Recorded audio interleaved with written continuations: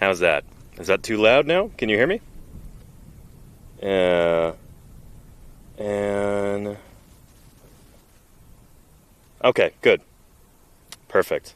Yeah, the volume rocker was just turned down. I had to do a lot of reorganizing things yesterday for our stream from Rob Gaston's workshop. So, simple fix there.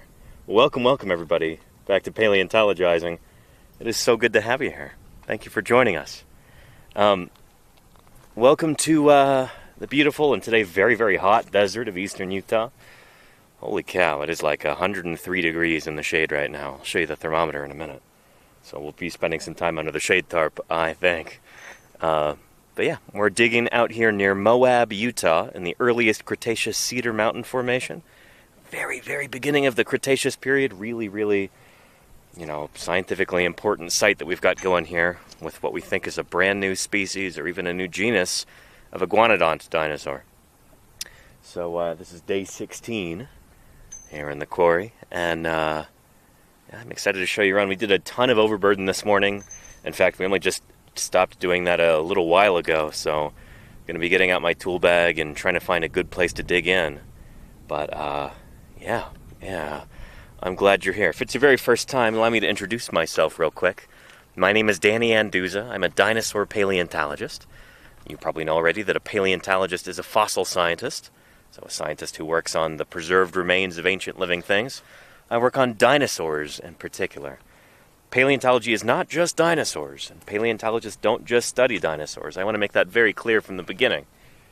Paleontologists study everything from, fossil redwood trees to fossil plankton.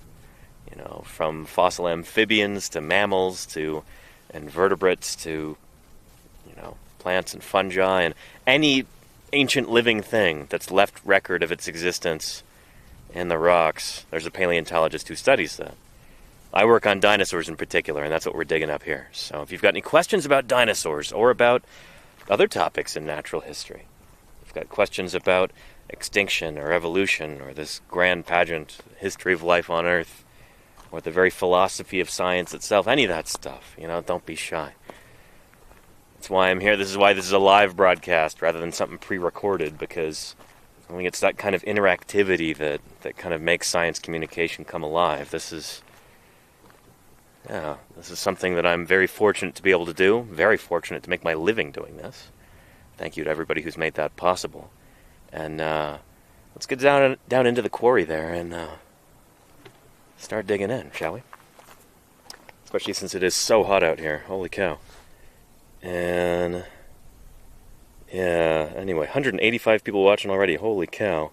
And Science Streams, how are you doing? Claire Bird, Nivy, Fall Machine, Thing, Charlie's Dragon. It's so good to see everybody here. Hello. I hope you enjoyed yesterday's stream. That was super, super cool. Being able to interview Rob Gaston in his workshop. And might be some exciting stuff coming out of there soon. So stay tuned. So let's get down into the quarry now. And, yeah. Let's see. This be a good spot for me to dig in, just clear away some of this shelf up here? It'd take a while to actually get down to the bone layer, I bet, especially with the bed dipping in that direction, but yeah, not really sure where else to go right now. It's definitely gotta go. Mm-hmm. I just don't think you're gonna want to get kicked off of it by Fisher in a couple days, probably. Well, I can keep this more. You can keep moving this way? Easterly side, yeah. I can jump in right here. But the thing is, I'm kind of in Don's spot as well. Mm-hmm. So it's gonna be Don, me, you, and Fisher all in this spot. Right. So over there, I mean, it would be very useful. Mm-hmm. I just don't know if you're gonna be there in a few days. I'm just looking for a place to be productive for today, sure. basically. Yeah. It doesn't have to be a permanent thing. That can definitely go. Yeah, cool. That's a good thing to do. Yeah, let me just set this up right here. Yeah. And I'm glad everybody liked yesterday's stream. That was a ton of fun. Yeah. Let me set this down and get some tools here. Put this like that.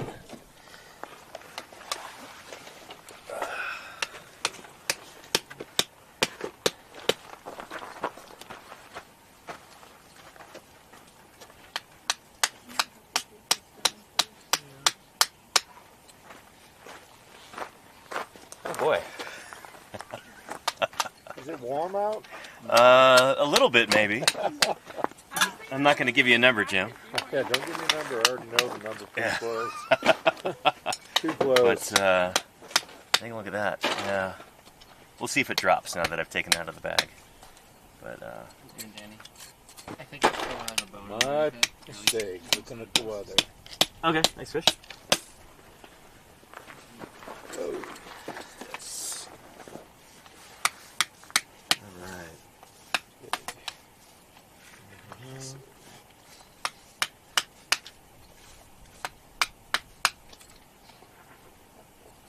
Charlie's Dragon says Scutellosaurus has made it onto my list of favorite dinosaurs after yesterday.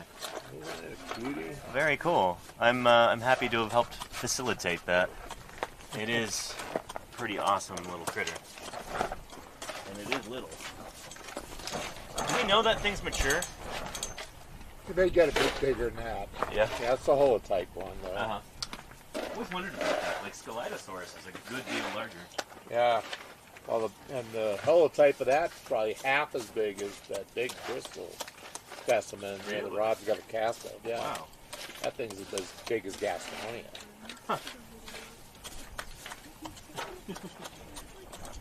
It doesn't actually take dinosaurs very long to get big after, like, new groups originate. Yeah. They're pretty good at getting large.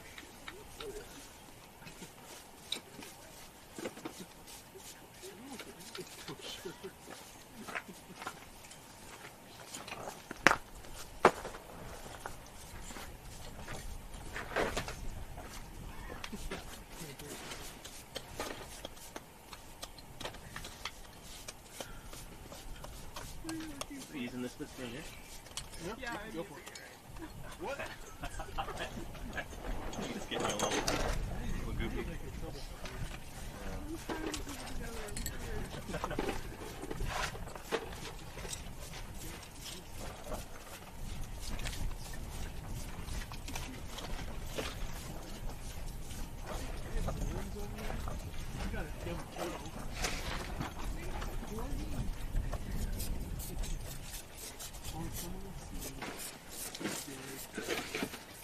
Bucket. All right.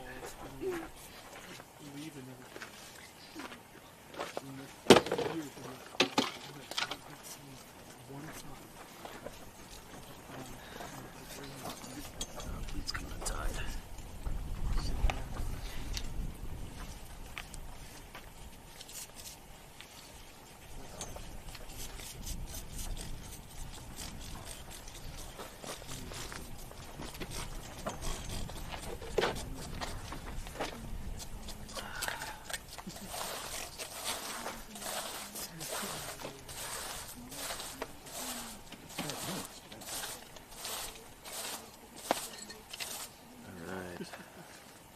And Case Alloy says our dinosaur emotes a sub thing. They are indeed, yeah. If you are subscribed or get a subscription, thank you Nibby for gifting Case Alloy a subscription. You're free to use those emotes wherever you please now.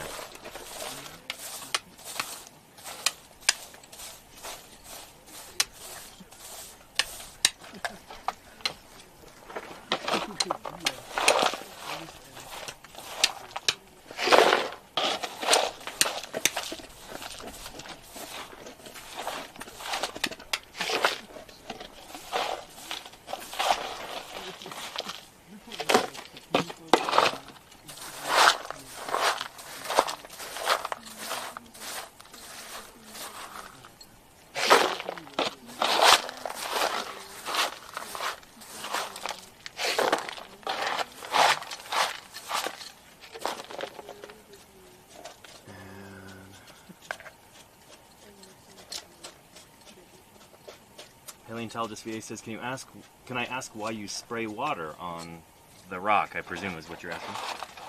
So this is mudstone here, and so if you're working close to a bone that's embedded in the mudstone, one way to make it easier to work through that mudstone is to spray some water onto it. It can help, as it dries out, it can kind of crack, and it becomes easier to work, easier to remove.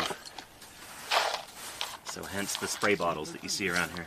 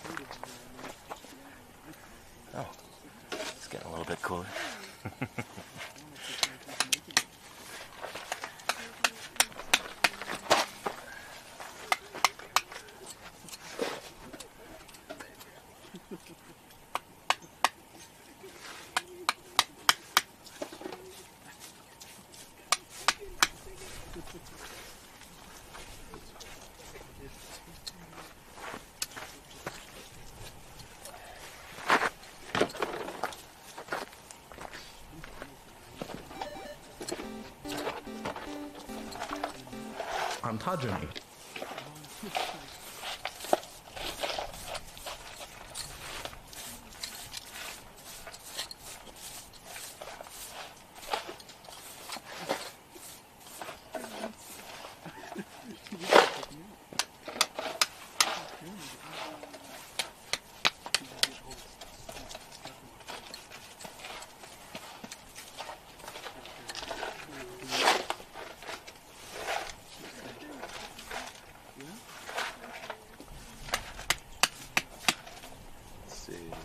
Mr. Delight, thank you for 24 months of support. I really appreciate that.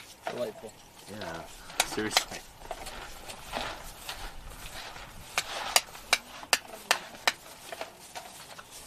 Thinking everybody missed you on stream yesterday.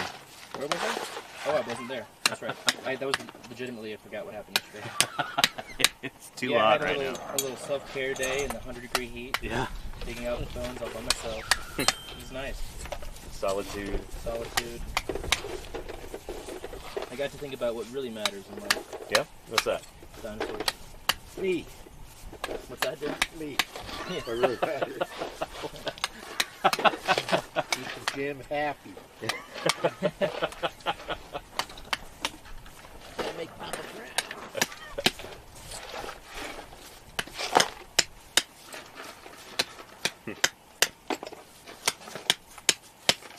And Zaxanov says, I feel like it's kind of humbling to discover the remains of an animal that has been forgotten for millions of years.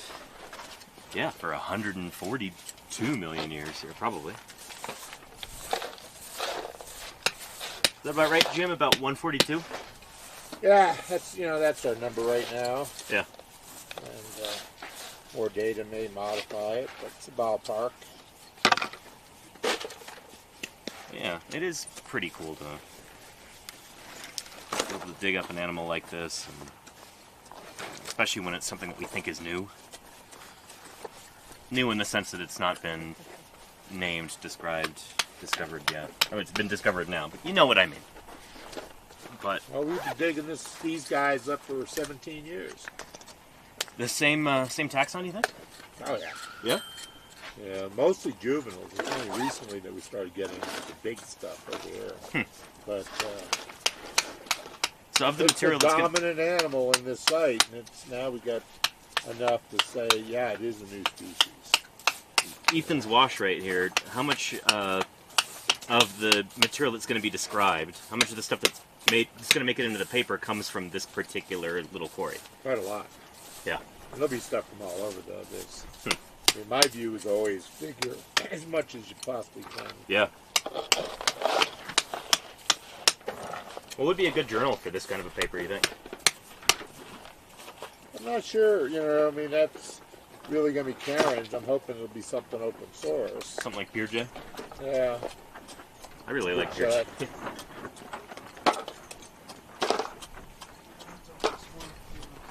But since she is going through the effort of doing she's writing the paper, Mm-hmm. we're of course helping dig it and prepare it and probably photograph a lot of it for her.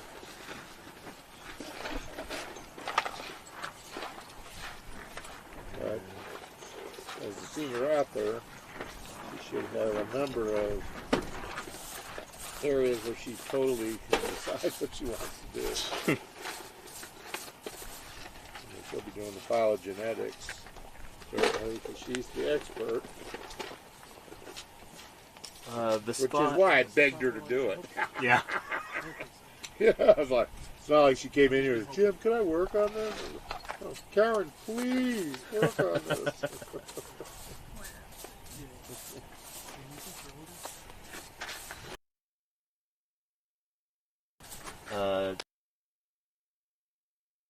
Wants to know, have any marine reptiles been found in this formation? No. No, this is terrestrial here. So, Yeah. No. Probably the closest oceans up the way. Right. Yeah. Here, let me grab the. I've got that Ron Blakey map. I know you Yeah, don't like it the very one much, I do with the Buckhorn River on it. No, a different one. There's the remember the Buckhorn River. Uh-huh. That's this time. And there is all of Western North America's land. There's no water anywhere until you get to Canada, California, the Gulf Coast. This one's gonna be off by a little bit, but Jim, so it's right after the Sundance Seas retreated. Yeah, they've totally gone up to Canada. so this is kind of an approximation of what the North American continent would have looked like at this time. As it's retreated. So this is about 130 to about 128. Ours is about 12 million years older than this, but it gives you a pretty good idea of what North America would have looked like The fauna is at the time these rocks are being laid down.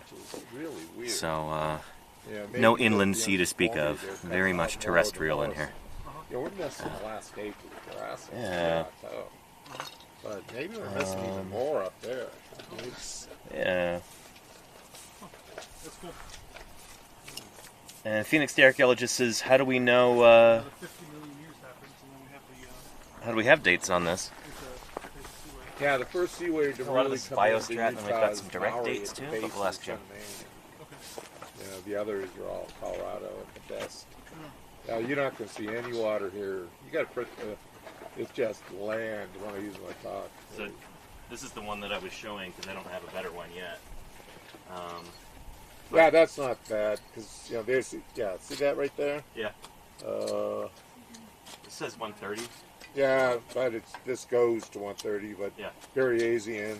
You know, you see the river going through there. We emphasized that river through there going up into Wyoming. The Buckhorn River, and you know where Fisher found his dinosaurs Yeah. to the west of that river. Huh. The floodplain over there, Okay. which is really interesting. Uh-huh. And we're working east where the basin, the river's a little bit too far east on this reconstruction. But, you know, look how far away the ocean is. That's the nearest ocean. Yeah. And it's the other side of some pretty major mountains. Right. We are inland during this stuff. You know, we're not at great elevation, obviously, but we're still way far. The seas are really low. Sure. Yeah. And then how do we say 142 for this? Is that ammonite dates? Is that No, direct that's dates? radiometric dates. Radiometric dates? Yeah. And they're I need to take a look at based- some of those papers. Utah Raptor Ridge, you know, Uh-huh. is where they got the best sequence of ages going That's through. right. Yeah. Yeah. And they basically, their dates for the ferruginous stuff, you know, their oldest numbers suggest even as old as 145, Shoot. which is one reason I'm like, maybe that level is still Jurassic. Yeah. And the Jurassic Cretaceous boundary is between that bed and the church below us. Which kind is of really interesting. You that know? raises the question: do you change the Jurassic Cretaceous boundary to kind of match the faunal turnover? Like, Takes the International Stratigraphic yeah, Nomenclature the ICS, Commission, yeah. and they've, you know, the boundary is basically, you know, I could see moving the boundary if there's some French stratigraphers. Uh-huh. They'll actually want a lot of the Berryasian to be in the Jurassic. And it may be that the boundary should be in the Jurassic. Uh-huh. But, you know, this is the first terrestrial basal Cretaceous of note. I mean, there's stuff in France that's Uh-huh. Berryasian, and of course the Purbeck. But And then, yeah. you know, I think these French great guys would make even the upper Purbeck Jurassic, and it would fit the dinosaur. I mean, Fumnaria and Deinodon, you know, those are major groups. You know, Camptosaurs and Heterodontosaurs, yeah. Heterodontosaurs. You know, if we got a Heterodontosaur in the Cretaceous, definitively in the Cretaceous, that'd be interesting. Uh-huh. And it may be there, you know, negative evidence is negative. Yeah. You find, like, we haven't got a stegosaur in the Cretaceous North America yet, but if we started digging one up tomorrow here, Uh-huh. it wouldn't, you know, disturb me that much.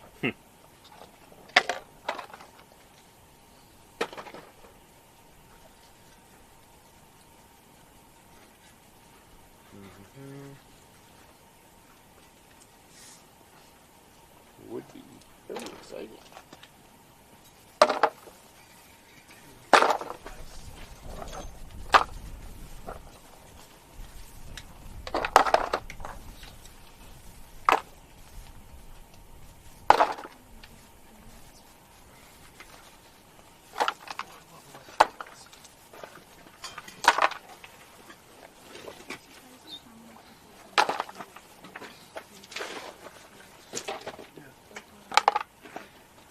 Oh, and from FN Tire Guy, thank you, Kleber, for reposting this.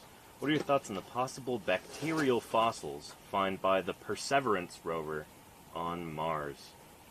I don't really have a horse in that fight. I don't know.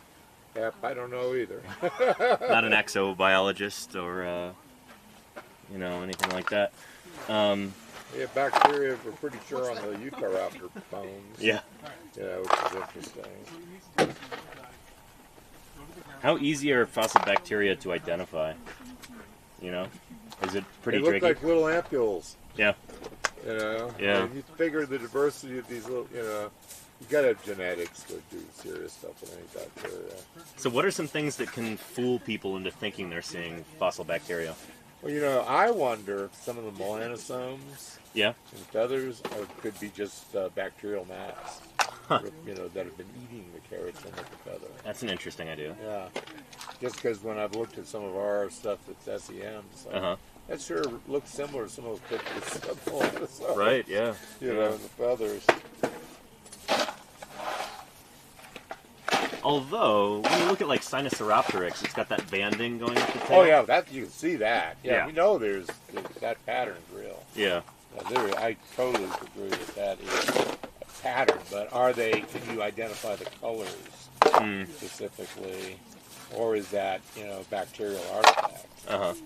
Which, I don't want to go too far there because I'm no expert on that topic. Sure. But from what I've seen, it's like, that might be something I should check.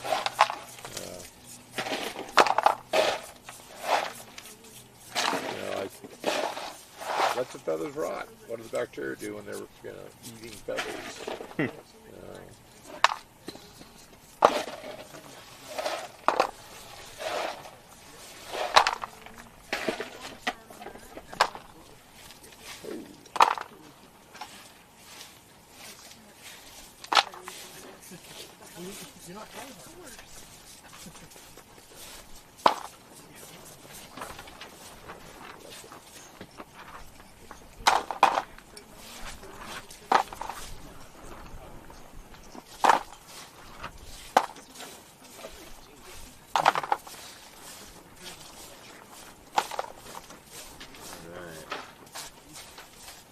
Sorafajanax, thank you for being here too. Hello to you.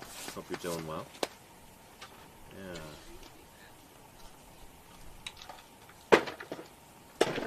What could that be?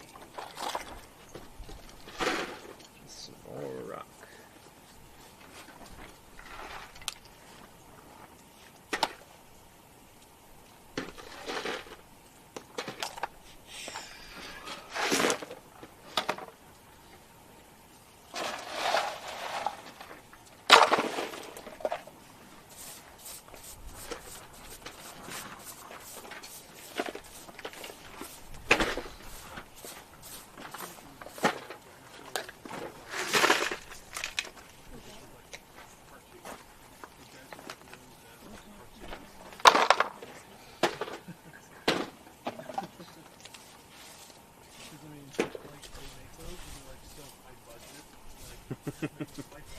The Spy, thank you for posting that. That's always appreciate it when people show gratitude to the moderators because they do a fantastic job. Yeah. And, it's so important.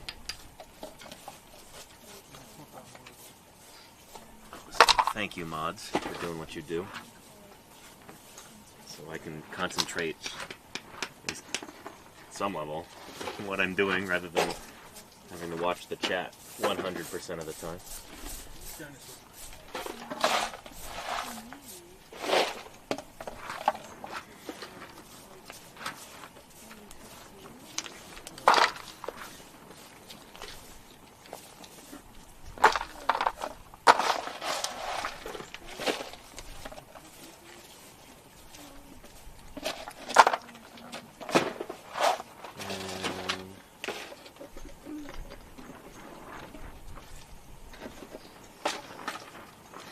And Dinosaur Dave, I think the reason why Megaraptorans are kind of a mystery taxonomically is because A, they are pretty fragmentary, and B, they're often from periods of time that aren't particularly well studied, so it's like, and they're from the southern hemisphere too, which tends to be much more sparsely sampled. And so there's just a lot of different things that contribute to us not really knowing what's going on with them. Plus they just look weird, you know? Yeah. Raptorans in general? No, Megaraptors. Oh, Megaraptors. Yeah. Yeah. I remember back in the 90s when Megaraptor was described, it was thought to be a giant dromaeosaur from South America. They thought it was a pedalungule, that big claw.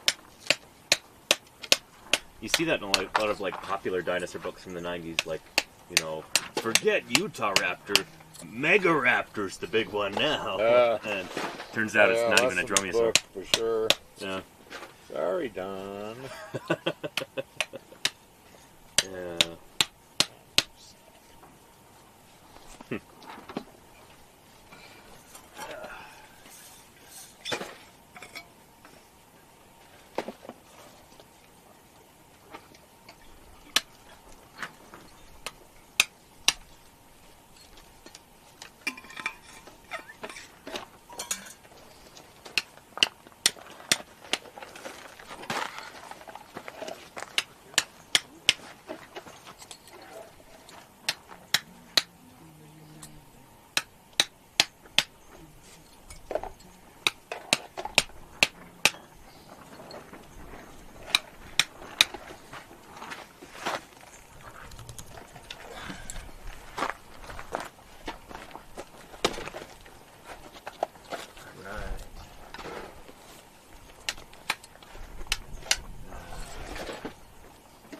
Let's see. RDA says, any plans to come out and dig in the Arundel Formation in Laurel Park in Maryland? Love to see what you could find there. I mean, that'd be cool, but I don't really know anybody out there. What's that? Well, that's being done by other people. Exactly, yeah. Yeah. So I'm out here working with the Utah Geological Survey, with Utah State Paleontologist Jim Kirkland. And Ethan here works for the survey too. And we've been doing this for a number of years. I don't really have any connections out there in Maryland. You know, dinosaur paleontology is it's a small world, but it's not quite that small. We don't know everyone. I looked at a lot of that stuff, including what they think is a giant caudal of Triacodon, the giant nodosaur. Oh yeah. And I'm not 100% sure that's a nodosaur caudal. It's not. It's because part of the caudal rib is orientation is like 9 degrees off of what I would expect. Preoconodon? Yeah, Preoconodon, the giant. Yeah, yeah. You know, it's twice as big as just about any other known ankylosaur on the planet. Yeah, someone just recently put on Facebook an illustration with a little dromaeosaur. Oh, body. Yeah. And I saw that on Twitter today. Sized, Yeah. you know how big this thing is. 45 feet is what they think its length is. So that would be the largest Thyreophorans ever. Ever, right? yeah. Yeah. And certainly, if that caudal really does go to it, it is truly monstrous. We've got some big ones out here, but nothing like that.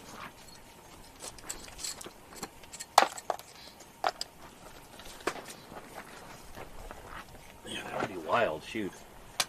Is it based on just the tooth size? Well, some of the bones they've got the teeth. You know, the teeth are consistently like twice the size. I mean, I've mounted, I've published that page of Thyreophorans teeth, and it's just hugely bigger than anything else. Could that just be because they have really big teeth, though? Yeah, well, if this vertebra goes to it, you know, but I have my doubts there, but it could be just really, really different. Huh. Weird stuff going on in the East. But a lot of it, you know, really isn't that weird. It's kind of what you would expect. Some of it, That's pretty cool, RDA. Yeah, live just 2 miles from Laurel Park. That's awesome. Yeah. And that's a very important fauna. And they got ceratopsian teeth in there. Uh-huh. Yeah, They double or single rooted? that's single. Single. Huh. Oh yeah, and they're pretty good size. They're Equilops is a pretty tiny animal compared to whatever they got in the Arundel. Mm-hmm.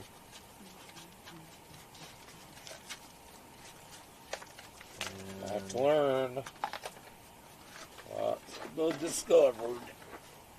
Prince Nerdo wants to know if we know what the thumb spike of iguanodonts was used for. Whether it was like for... Stabbing other people. Yeah, good shot defense. Yeah. You know, there really isn't much You seen the else that picture they of would. the talk dumb get the thumb? Yeah, yeah. I love that.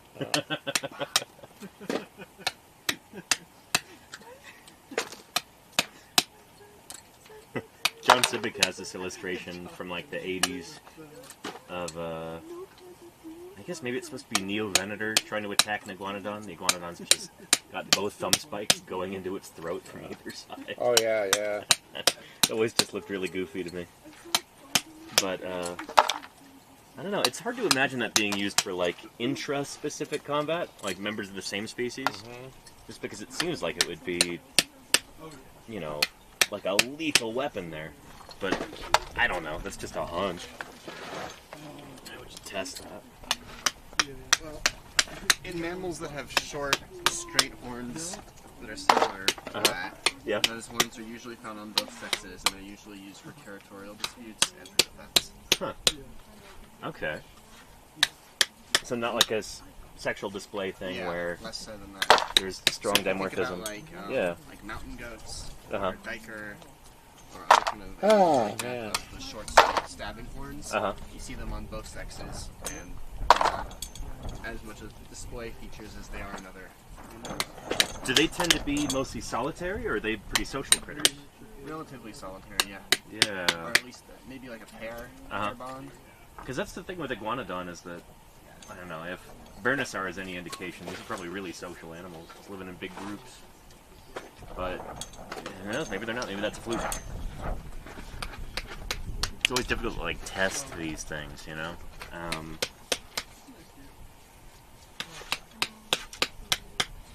Yeah.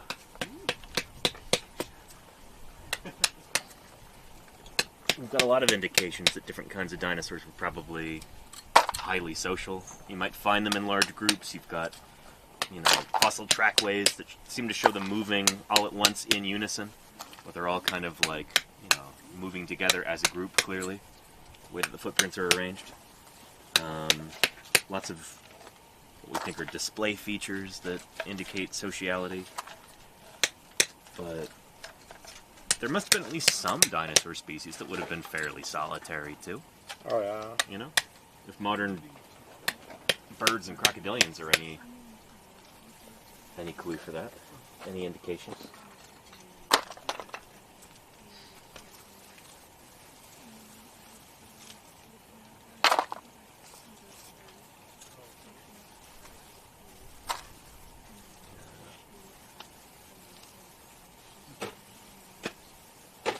And Dinosaur Dave wants to know if anybody's done a study on how iguanodon arms move to see if it could be used as a weapon instead of just assuming it is.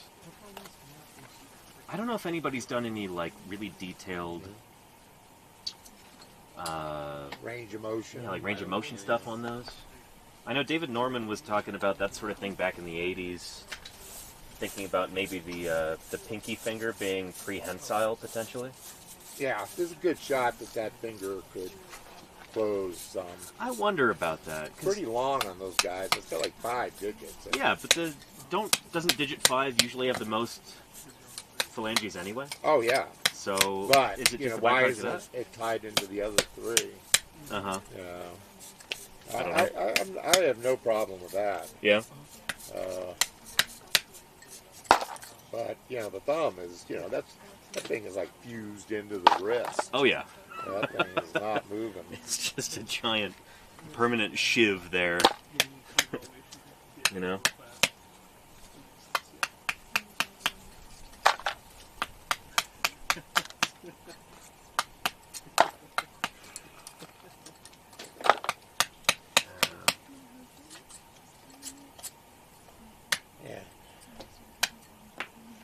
And Karen's here. Karen says, I did a little in my dissertation on the range of, or the, like, functional morph. Some finite element analysis, not finite elephant analysis. Some FEA to see if the fusion of the wrist bones was more useful for putting weight on the forelimbs versus use of thumb. Interesting, Karen. That's pretty equivocal. Huh.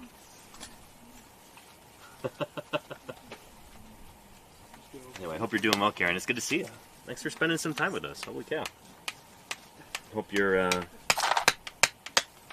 preparations for the school year are going well. Hope there's not too many pointless meetings. I've done some, academic professional development before too, and those meetings are sometimes a little frustrating. I hope yours have not been.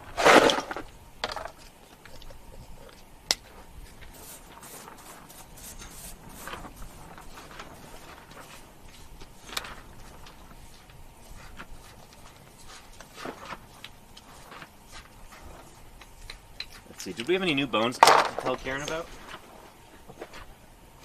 You got nice quadrate. Ooh. Yeah. She knows about that, I think. Does Yeah. she? Yeah. Cool. She's pumped on it. Nice. Yeah. Let's see.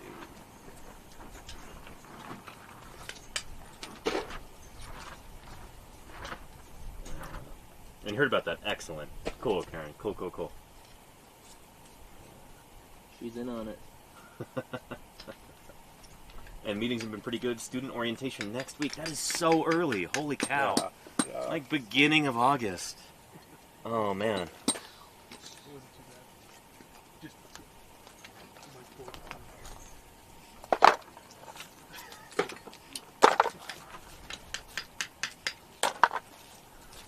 Anyway, I hope you're somewhere cooler than us right now. Temperature-wise, clearly not. In terms of, cool-wise. But, yeah, it's a little warm right now, even in the shade.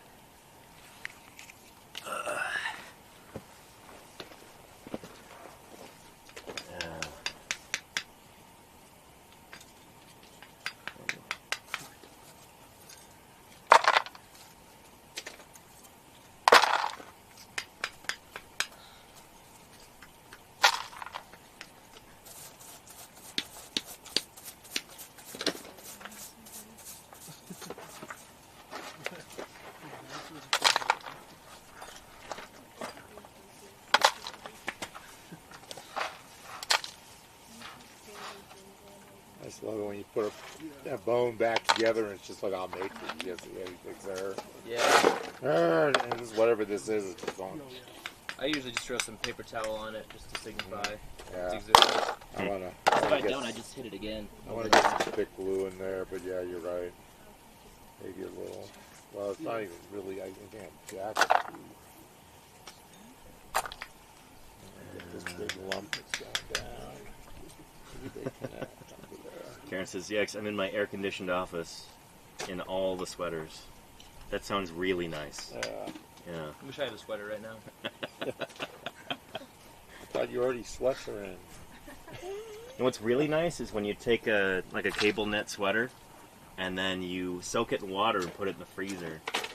And you put it on. I've never done this, but it sounds wonderful.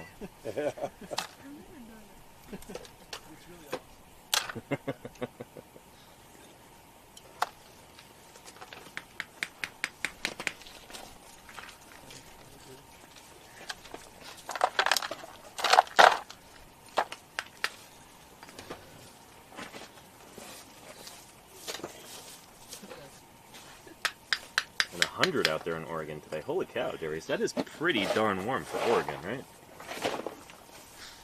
Guess which part of Oregon, but if you're near the coast, that's it's pretty toasty, that part of the world.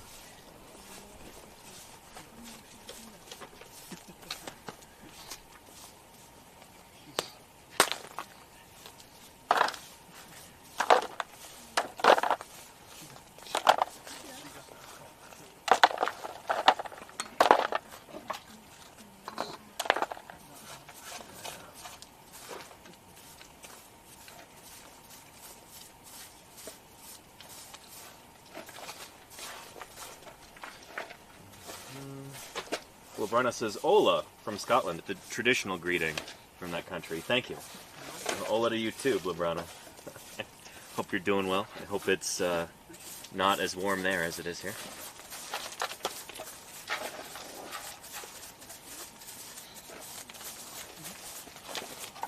How you doing today? I'm glad you can make it. Right now I'm just trying to cut down some of this rock overlying the bone layer. And whoever works here next should have a little, easier time of it.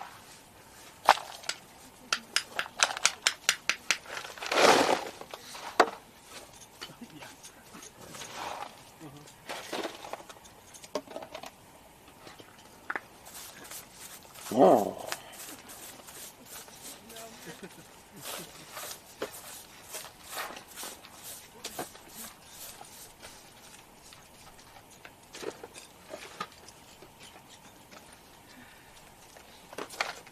Take a look at what you're going on over there, Ethan. Because that is a lovely trench you're creating. Oh, maybe he's got headphones in.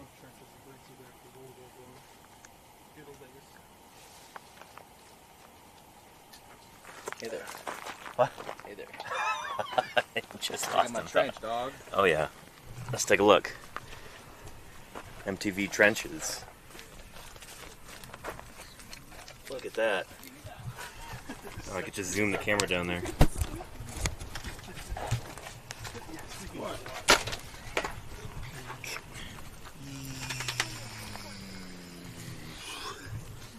Very nice.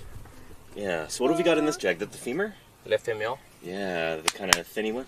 The thinny one? Skinny one? The thinny one. It's too hot. I'm combining my words. Skin and...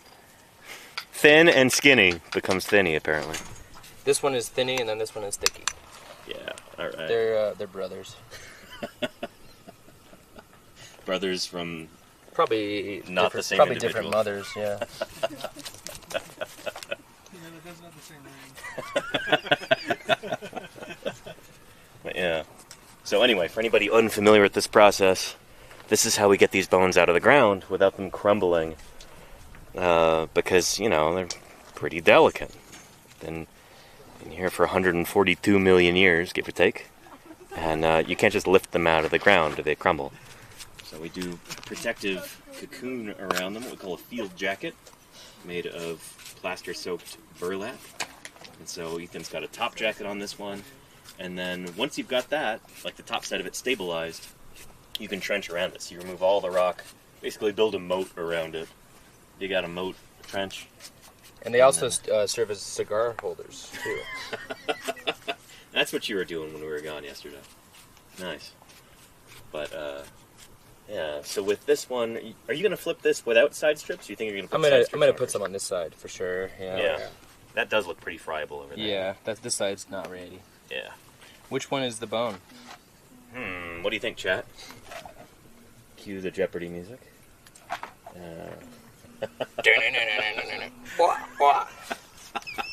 Jeopardy. Oh, yeah. But yeah, anyway, this has been a moment with Ethan. Thank you, Ethan. You're welcome, Moment Chad. with I mean, Danny. Yeah. This has been a moment with Ethan. Le moment. Oh, and look, there's another bone sticking out right here, too. So that's what it looks like when it's not got a jacket over it, just little drips of plaster. Those will come off. Yeah, for anybody who wants to see some bone. We're kind of at a weird spot right now where we've just done a ton of overburden this morning and there's not a lot of exposed bones on the surface. So we'll have some more bones to show you in a few days, with any luck. But what's that? Probably in a day. In a day? I bet. Yeah. I hope you're right, Jim. Yeah, I would. Yeah. So. Yeah. And which kind of dinosaur we have? An iguanodontian live cam travel. Yeah, here, I'm in a good stopping point for the moment. Let me go grab a little visual aid for you. Skeletal diagram of iguanodon. Let's bring a clipboard over.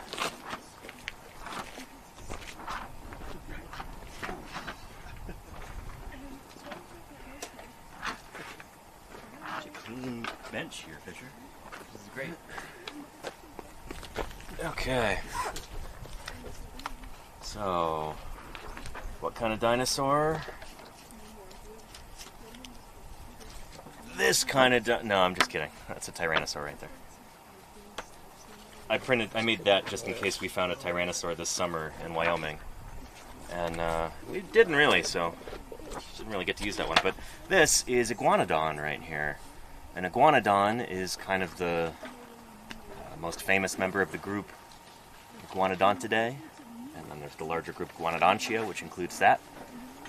This one's from Belgium, from about 20 million years after the critter that we're digging right now. But ours is a member of this same species. And it's got the same basic kind of body plan, except it's going to be, you know, less derived. It's from further back in time. It's going to be more similar to Camptosaurus. So, like, you know, picture this guy crossed with Camptosaurus, and you might have a good approximation of what our animal would look like. Yeah, you know, beaky, plant-eating dinosaur. Ours may or may not have had thumb spikes. We're not totally sure. We haven't found any thumb spikes yet, which I guess is not... Yeah, we don't have a lot of positive evidence so far that this guy had a thumb spike. But we do have a ton of bones from this animal from multiple individuals, a bunch of different growth stages. It's exciting. So, yeah, got every indication it's going to be a new critter. So, the reason why we're really happy to be here, even if it is, you know, 40 plus degrees Celsius.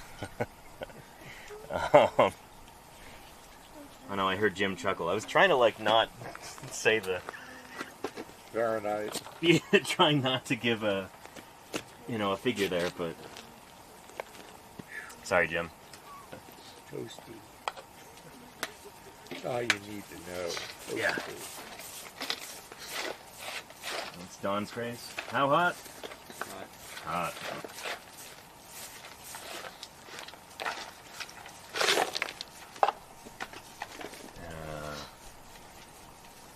It's just the weirdest thing. Oh, and Boneleg asked, what's that weird butt bone? And Karen already answered. Yeah, the ischium, or ischium, depending on how you want to say it. Tomato, potato. What do you say, Jim? You say ischium or ischium? I say ischium, but Ischium. wow, don't always look at me for the correct pronunciation. I'm noted for being terrible. Yeah. You know, they're words. You can pronounce them however you want. But yeah. And Live Cam Travels is absolutely special content here on this channel. Thank you. I appreciate that. Welcome to Paleontologizing. Sorry we're not a bit more animated today. It's kind of too hot, and we were doing overburden this morning and partway into the afternoon. So basically from right here, the edge of this pillow, up under there, there was a bunch more rock here. We removed that with that jackhammer. Ethan was going through with that, just going breaking up all this rock, and then we were shoveling it away, and it was a lot of work, especially in you know, temperatures over 100 degrees Fahrenheit. But at least it's not 100 degrees Celsius. You know, that's what I always say. But yeah, we're pretty tired today, and a little bit loopy, but making sure to drink plenty of water, and it's good to have you here. Thanks for joining us.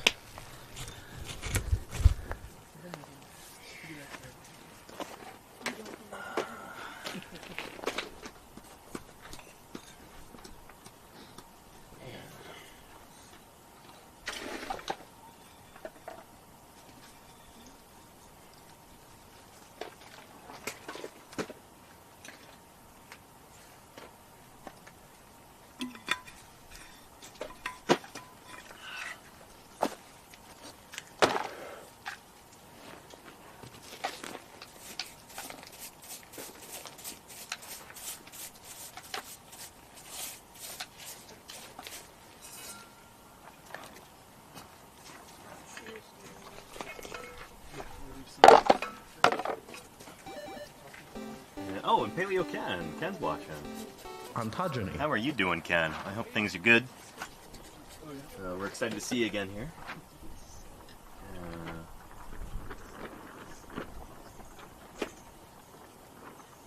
Lenina says, I'm happy to Venmo one of the crew members some Gatorade and Doritos money for the next town run. Oh, that's That would be nice. It's very sweet. That is very sweet of you. Down run. Bye. Goodbye. Can someone send us like pizza money? Dominoes. I don't know if they're going to deliver out here. I'll pay delivery, but Domino's is like, you want me to go where? What? Who is this? Uber. Uber delivery. Yeah, DoorDash. Oh, and Karen says, gotta run, but good to see everyone. Hope things cool down for you all. Thanks, Thank you, Karen. Karen. Thank Appreciate you. that. Thanks, Be Karen. safe. Yeah. Give your students a hard time for us. Yeah. That's what students are for. Claire Burst says, does anyone have any easy tricks to remember how to spell DeBlue? Hang on. D-E, capital D, E, capital B, L-I-E-U-X. Ding, ding, right? ding, ding, ding. Bon DeBlue. They blow. Going to the blue.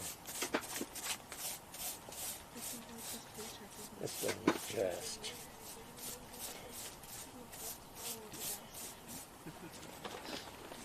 I'm just hoping the other side's way better than the top side. Sadly, it's often the other way around.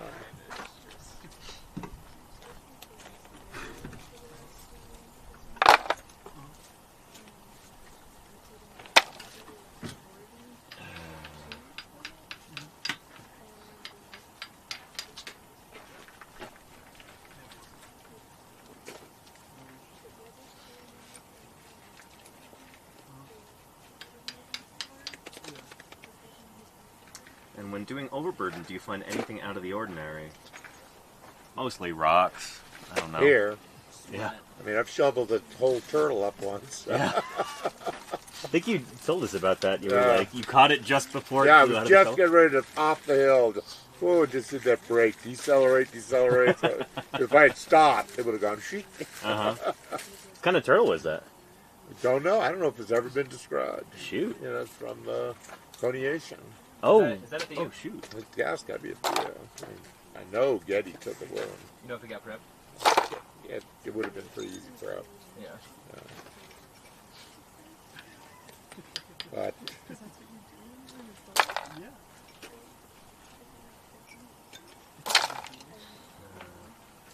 And no, not a living turtle, DM Wing. no. Very, very dead. Shoveled through some poor gopher tortoise's burrow doing overburden.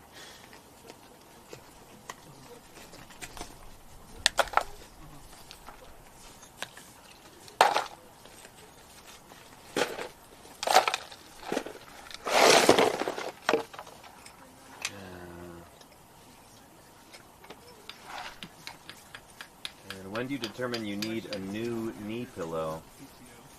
These ones are years old, so I actually don't know. I guess when it...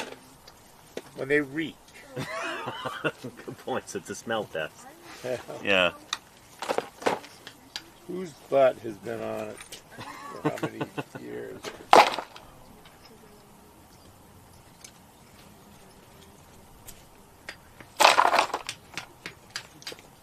So we will accept pillow donations.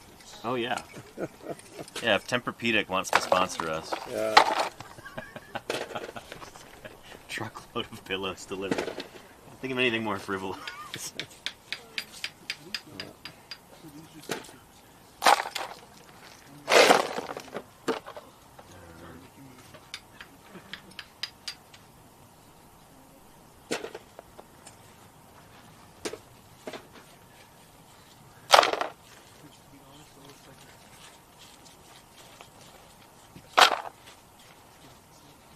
Oh.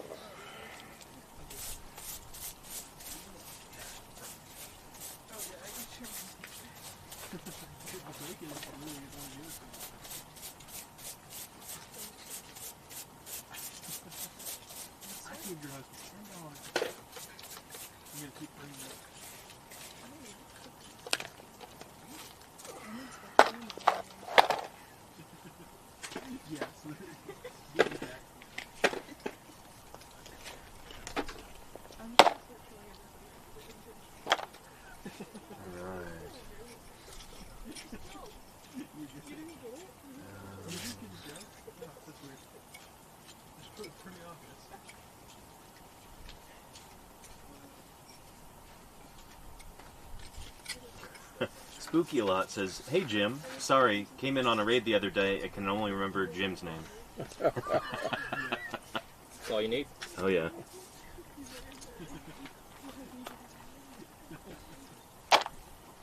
Jim is definitely hard to forget. Also, just a good name. Yeah, it's Jim. true. Jim. James Tiberius Kirkland. Captain James Tiberius. Just have a big old pack. But yeah, I kept my full name for the book. Yeah. Oh yeah. Oh yeah, for My the. Star Trek novel. Like, I've got that over in my car. I need to ask you to sign it. I should have brought that today to the quarry. Try to remember tomorrow. Yes, don't let lawyers have any influence on a book. Yeah. That's what happens when you try to do a book on a heavily invested in. Media property. Yes. Yeah. Yeah, for sure. But we killed your hero off. Freelancer says paleo date 45610.2.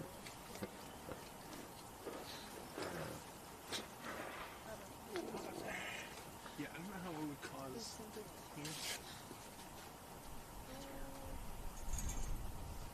It's changing. It's changing the molecular structure of my DNA. Isolated says lawyers ruin everything. Books, Jurassic Park. I don't know. My opinion. I don't know. Maybe a few more lawyers might have helped Jurassic Park. I mean, the Tyrannosaur would have been better fed, I suppose. Well, I mean, if you'd survived Jurassic Park, I think you'd probably want a lawyer. For the damage. Yeah, you Yeah. do pretty good. I think I saw a YouTube video about that. The like legal eagle guy talking about all the infractions and stuff. Yeah, how come Malcolm wasn't rich after that? Maybe he He's a was. smart guy. Was he like? I haven't seen all the new ones. Was he broke after that, or? They Not probably broke. made him like you had to sign an NDA slash like Yeah. waiver thing. If I get eaten, I won't. Yeah, if I get eaten, I won't sue you. Yeah. I mean, they brought him back for the sequel, so he probably got paid for that, right? Jeff Goldblum. Wasn't the lawyer a good guy in the novel? I think so. Game over. Yeah. No, I was gonna follow that up with that Lionel Hutz line from The Simpsons. If there's anything the world needs, it's more lawyers. Could you imagine a world without lawyers? And then it cuts, and it's like just this perfect paradise. There's all these people dancing hand in hand under a big rainbow.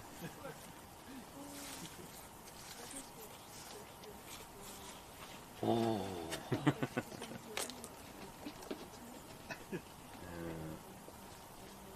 And Livecam Travel says, "Did you ever pick out a T-Rex?" So I have worked at a Tyrannosaurus site in Montana. A couple of them actually. In 2013 and 2014, I helped excavate some bits of the world's smallest and youngest baby T-Rex, the Chomper specimen. Museum of the Rockies 6625, I think is the specimen number. That's pretty cool. It was originally identified as an alligator. Lee Hall, who discovered it back in like 2006, I think. He just saw this beautiful little jaw with teeth embedded in it. And he's still in the sockets, and he's like, oh, it's got to be an alligator. He didn't dream it could be a baby T-Rex. That's what it turned out to be.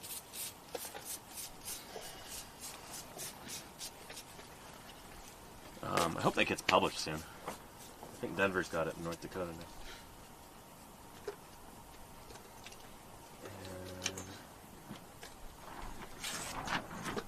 Let's see, Ghost Pilot says streaming has enabled you to participate in more digs. That's true.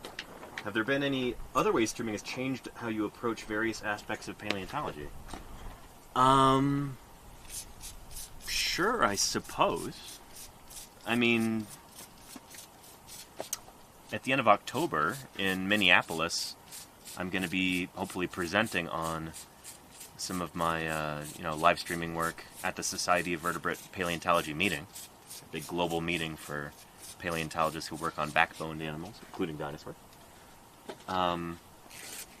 I've met a number of other paleontologists via, streaming, that kind of thing. Done a bunch of tours of museums. We were able to raise a bunch of funds for our fieldwork in Wyoming with Ethan. What's And that? so yeah, the question was like, how has streaming changed the way that you work in paleontology? Yeah. That's a good way, I think. Yeah, I don't know. Get to bug all these guys every day, talking to a camera as we're trying to work.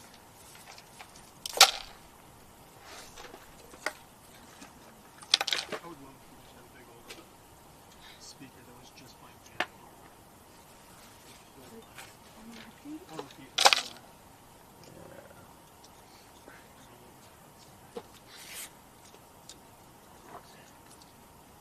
Let's see.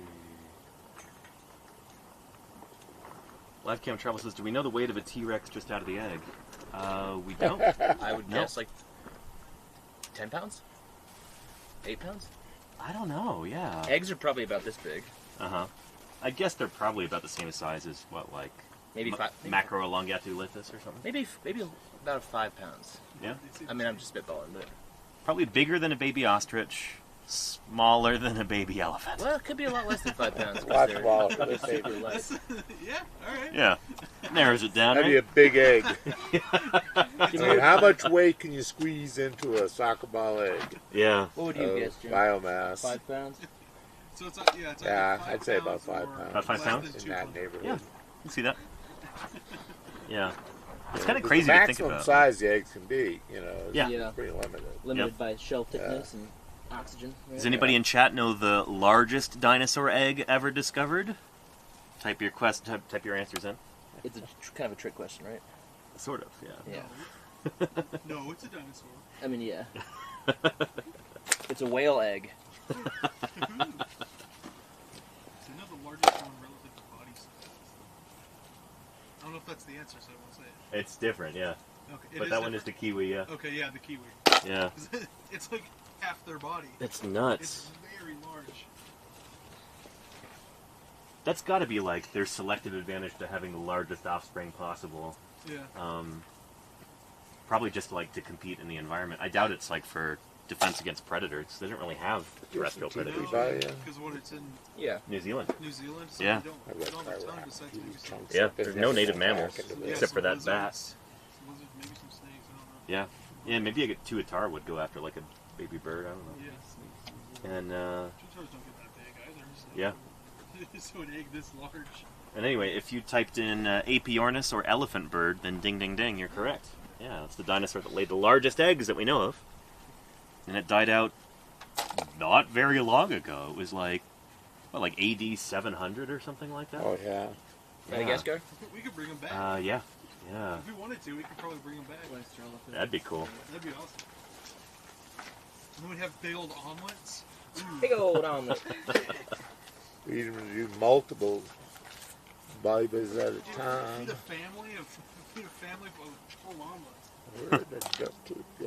I I think they only laid one egg at a time, though, right? Yeah, I think that's part of why. I'm trying to remember my Attenborough and the giant egg. Slow reproductive rates. Yep. Upgraded. Sounds like a children's book. Attenborough and the giant egg. I've got one egg that'll last me 3 weeks. What have we got here? How grand is that egg? A little egg. Somebody farms A sausage. big egg. A good egg. I don't know them personally, but Yeah. family's friends. Yeah, James and the Giant Peach stepped down. Yeah, Attenborough and the giant egg.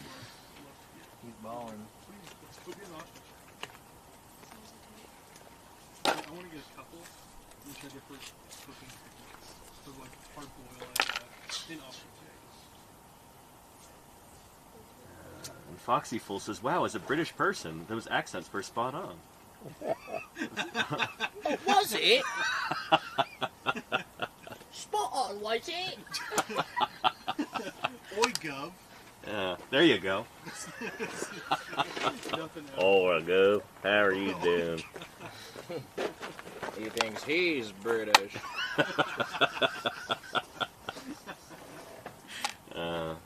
Care for a spot of tea? Now you sound like you're Sun never sets. That's what we say. It's Tropic. God Excuse me, we save prefer the bright queen. sodium. Oh yeah. Except it ain't bright. Trifle dollar. Piccadilly. Oh yeah, all them stuff's all 6s and 7s. The real dogs of breakfast out there. Lord Nelson. Fine feller, him.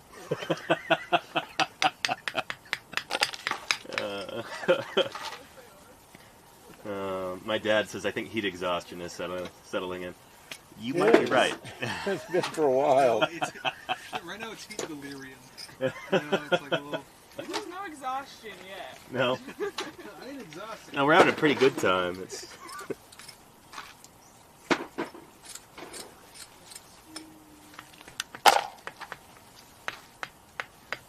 Danny, how many people are you on stream right now? 408.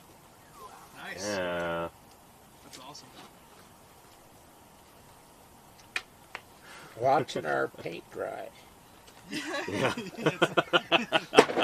Not doing a lot of progress. We're just Man, it's hot. just humble dirt farmers out here There's your slow doing our work. suppose. Pretty soon it's gonna be time to bring this dirt to market. What's the dirt market like this year? Is it good? It's pretty dirty. I've lost 50 grand betting on the dirt market. I don't know how to. We're digging for bitcoins. Mining. Mining bitcoins in the early Got Cretaceous. 2 orangutans left. They're going to fund our work. Yeah. Dirt Yeah, Zen yeah, it's industrial mine. reference. I'm mining bitcoin in mining.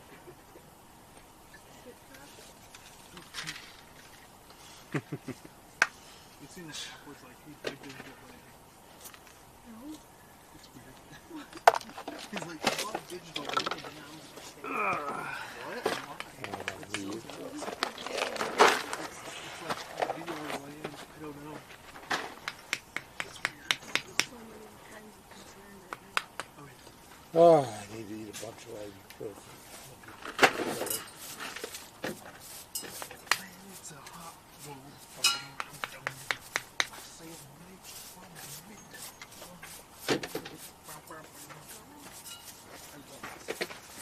We should be doing ibuprofen ads. Oh yeah. Oh, man.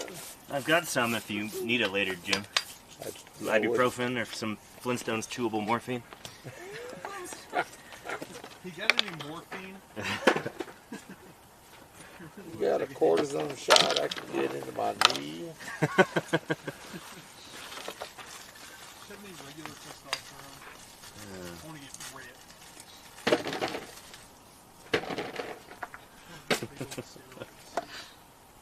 Natalka says, so fun to watch you. Really? Thank you. Find that hard to believe, but I appreciate your kind words. Delirium is entertaining. Well, you know, people like to watch people suffer.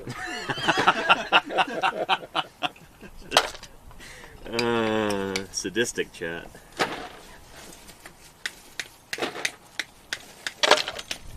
Is it hot enough for you?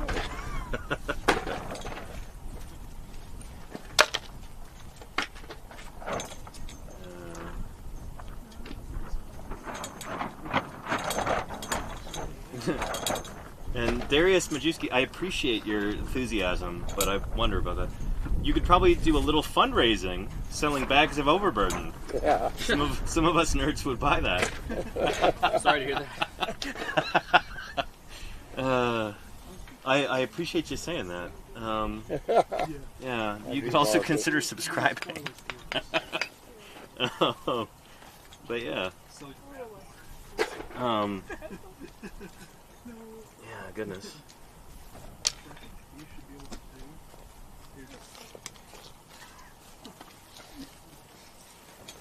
There's all these small dogs. wonder what the BLM would have to say about that. Bureau of Land Management Selling about rocks. selling overburden.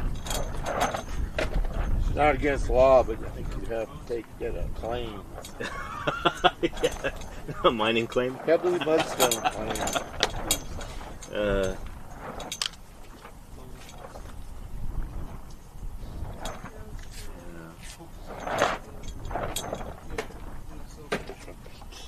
I mean, just genetically, how you get so many pebbles in this mudstone, you know, it's all floating.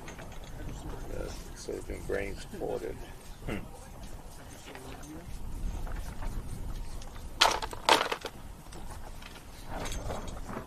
It's just beyond common sense.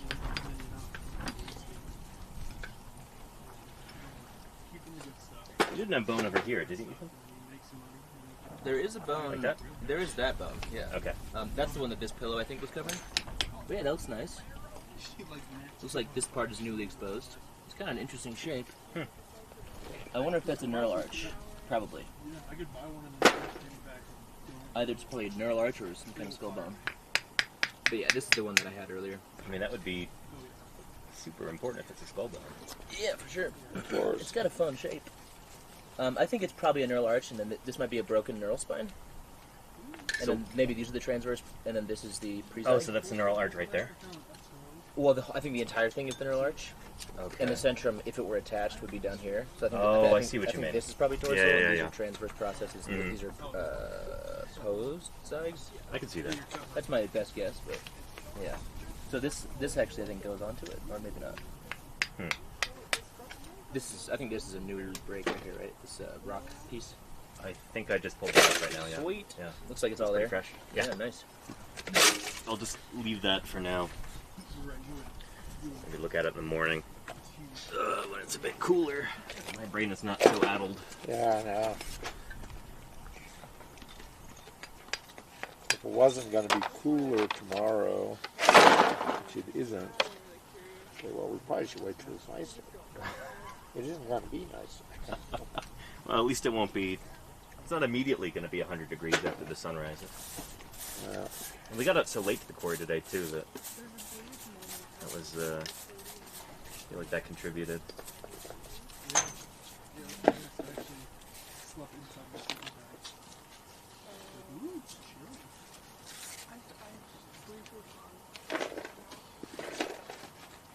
Trying to go to bed. And...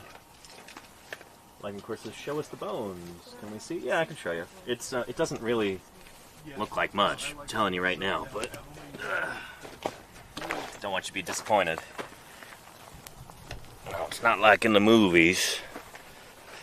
Sometimes it is. Occasionally. Mostly it is. This one's definitely not. Hey, this is a movie. This movie sucks. Yeah. Low budget film. 3-4 hours of us. So there you go. So these could be, Ethan thinks, post-Zig hypotheses right here. Could be right there. Process. A lot of this is still obscured by the rock. We might have a break over here, actually. Like, you know, burial. And then this might be the neural spine coming off of there. The top, the pointy part of the vertebra. So like, if you take your hand and then run it along the back of your neck, you'll feel those bumps there. Those are they're called spinous processes in humans, but it's the same thing, a neural spine. Top of the vertebra right there. Yeah, so, I wasn't kidding, it really doesn't look like much. Yeah. And Nerduino, how are you doing? Welcome. Good to have you here. Isolated says, do you set up camp next to the quarry? And if not, why not set up right next to it? So our camp is about maybe a half mile over yonder. So it's easy walking distance to the quarry. But, I don't know. We try and have camp in a place that's a little bit less exposed, less, Well, we were told immediately that bench right there above us was a lithic site. Uh-huh. That's dirt, gravel. Mm-hmm. So we were told not to camp there or spend any time there. Oh, really? Yeah. Oh, the one where we're camped on right now? No, right. Oh. See that flat right? Yeah, okay. That's right up there. Just behind us, a few meters away? Just behind us. Yeah. Yeah. Yeah, so I guess we can't actually set up our tents right next to the site, nor would we really want to, you know? We've got a better spot anyway. We had a better spot. Yeah. Oh man, don't get us started on that, chat. Yeah, okay. But yeah. Yeah. But yeah, yeah.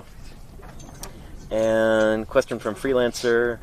The fossil front paw fingers in iguanodon look like they are off-skewed or broken. Is that the way it's supposed to be? You're looking at like a picture online? I'm not, without seeing the actual picture you're looking at, I can't tell you whether or not it's normal, but I suspect it probably is. Yeah. If you see that consistently across a bunch of different illustrations, then I'm sure that's the normal thing, yeah. Yeah. And, oh, is Doc Simpson in the chat here? Holy cow. And continuing the subscription? Ed, I really appreciate that. Holy cow. Thank you, thank you. We're excited to see you in a few days. Yeah. And do I have a magnifying glass or hand lens to show the texture of the bone through the camera? I do, but it's not really going to do much, Neverwinter. Again, this is about as good as it's going to get here. It's subtle, you know? And I don't know how well the hand lens is going to work there. I can give it a shot for you, Neverwinter. Let me grab my hand lens. Here.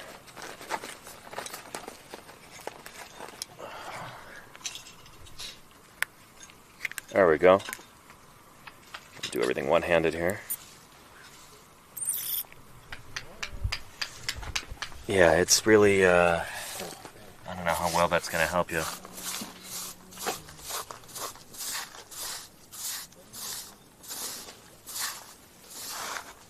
Probably not too instructive. Yeah. Probably a lot of glare, too. But yeah, yeah. There will be better bones. Like, this one right here would even be better, honestly.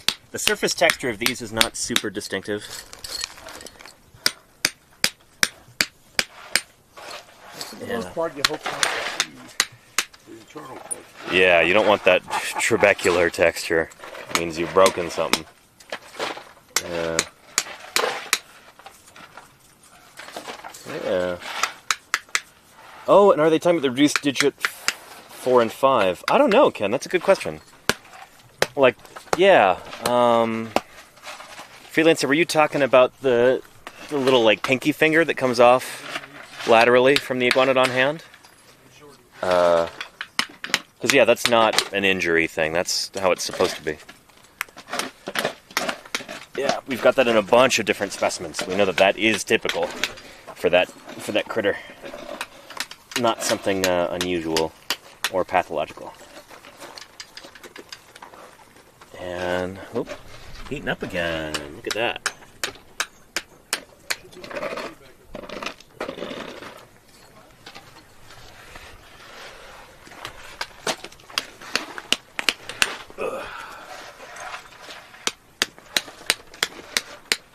Let's see.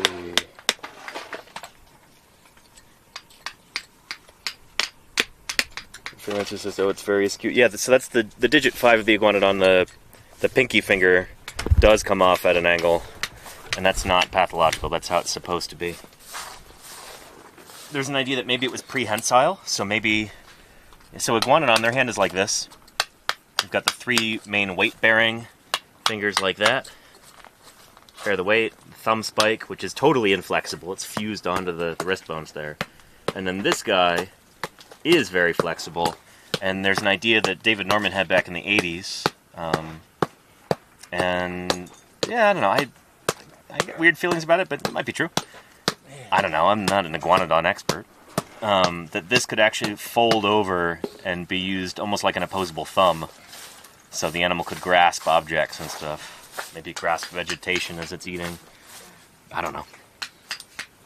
But yeah, that's been an idea that's been around for a while.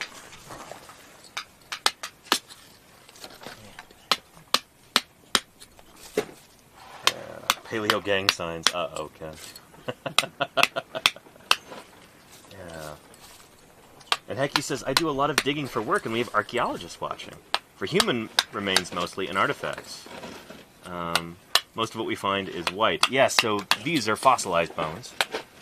And so they're going to be, you know, usually not white. They're permineralized. So they take in minerals from the surrounding groundwater and the surrounding rock, and then Not very permineralized. Yeah, they're not petrified or anything, but they're you know, some of the original organic material has been replaced by minerals, which is why they've lasted 140 million years.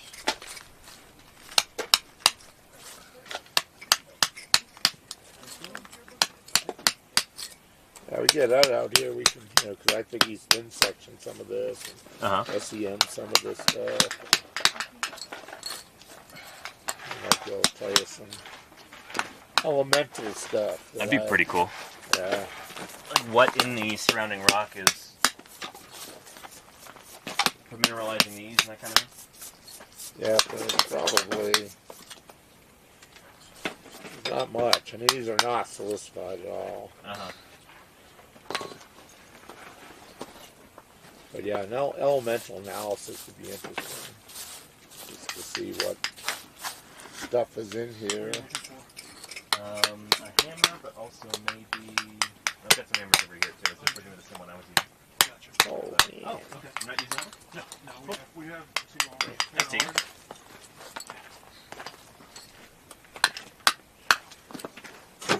We figure out what elements were in that big jacket too, so I could label that. I already got it a number. Okay, cool. Yeah. The Sharpie I had was terrible. I have a couple of black Sharpies floating around somewhere. I've got one too. Yeah, I'd be there are a happy to couple sacrifice around it. here. I found more in my car, so. If I can just use that to rewrite the number on the jacket, I can bring it right back to you. Yeah. If you don't mind. 'Cause it's just so faint. There you are. Thanks, big dog. Yeah.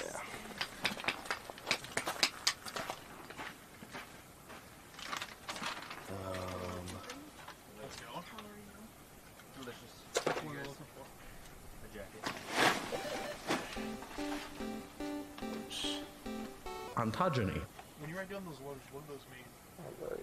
It's just like how I feel. Live Cam Travel says, do you manage to get a whole bone out intact, these or are they always in are- small pieces? So, when we're making these plaster jackets, like this one that you've been watching Ethan make here, that's so we get the whole thing out intact. And then you open that up in the laboratory, you remove the rock matrix around it, and then, you know, you've got the whole bone in there. So that's the reason why we make these in the first place. It might seem like a lot of work, and it can be a lot of work, but it's well worth it. And it saves a lot of time in the long run, not having to completely reassemble thousands of pieces in the laboratory. You know, you'd never be able to do it. It's, Well, this bone, the edges crumble, yeah. so you wouldn't, you know.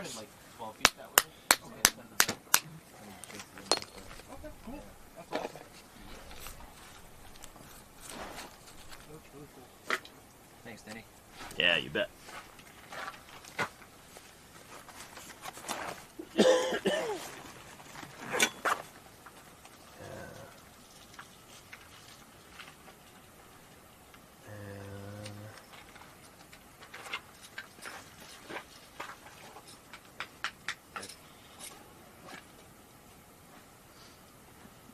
Did you see me a minute ago? No. Oh, I was standing. And Charlie's Dragon, yeah.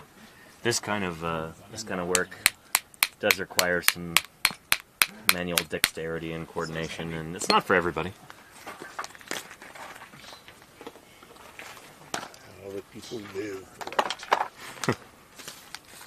I've certainly, you know, banged up my knuckles pretty bad at a lot of different sites before, but been pretty good this year.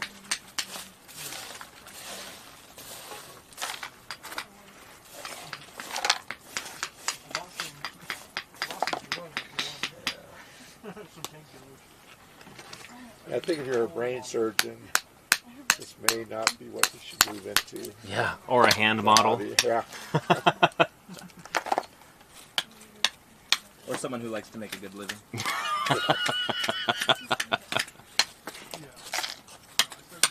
If you have expensive tastes, do not become a paleontologist. If you're fond of opulence.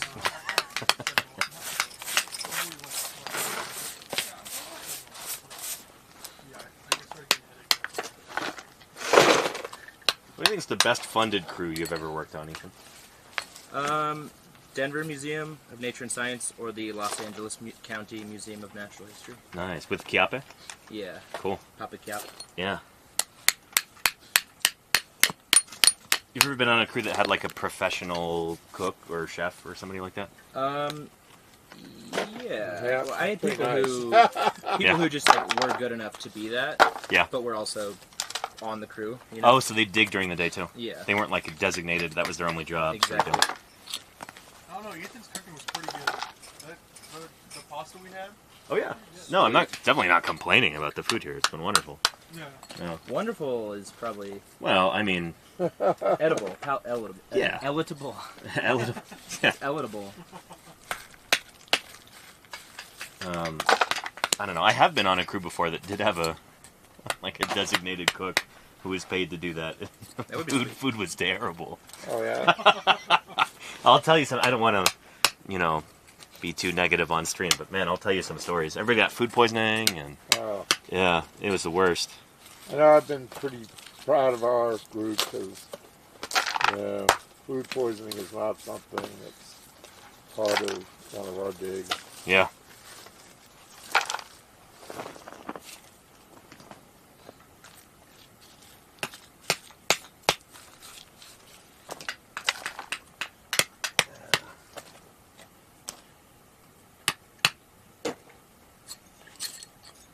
Now some of the stuff I'm finding is definitely broken on the up ends.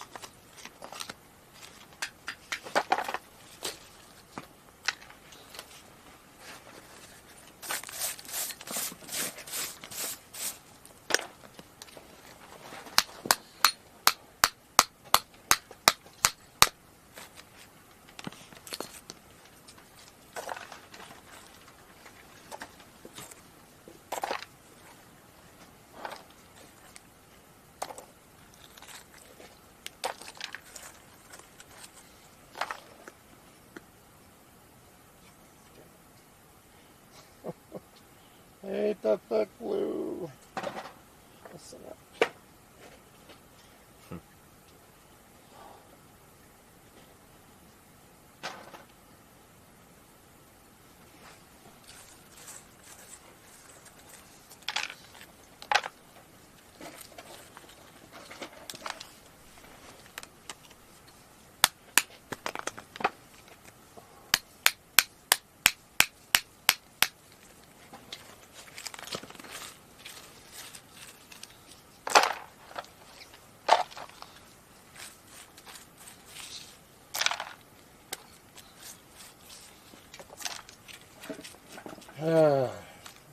Light this stuff on fire and that's just So hoping this guy would turn into a femur head or something, but no such luck, I don't think. Just a big blobby rock.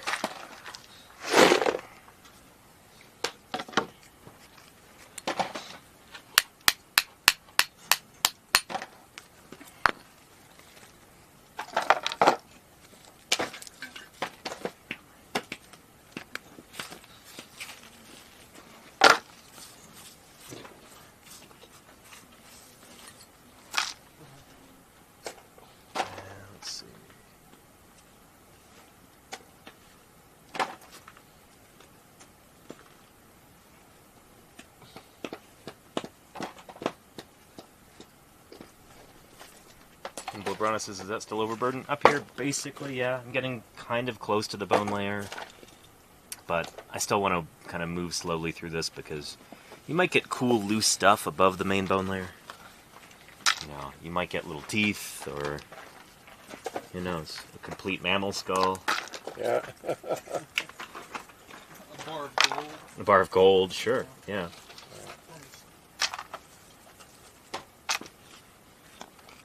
A bar of gold.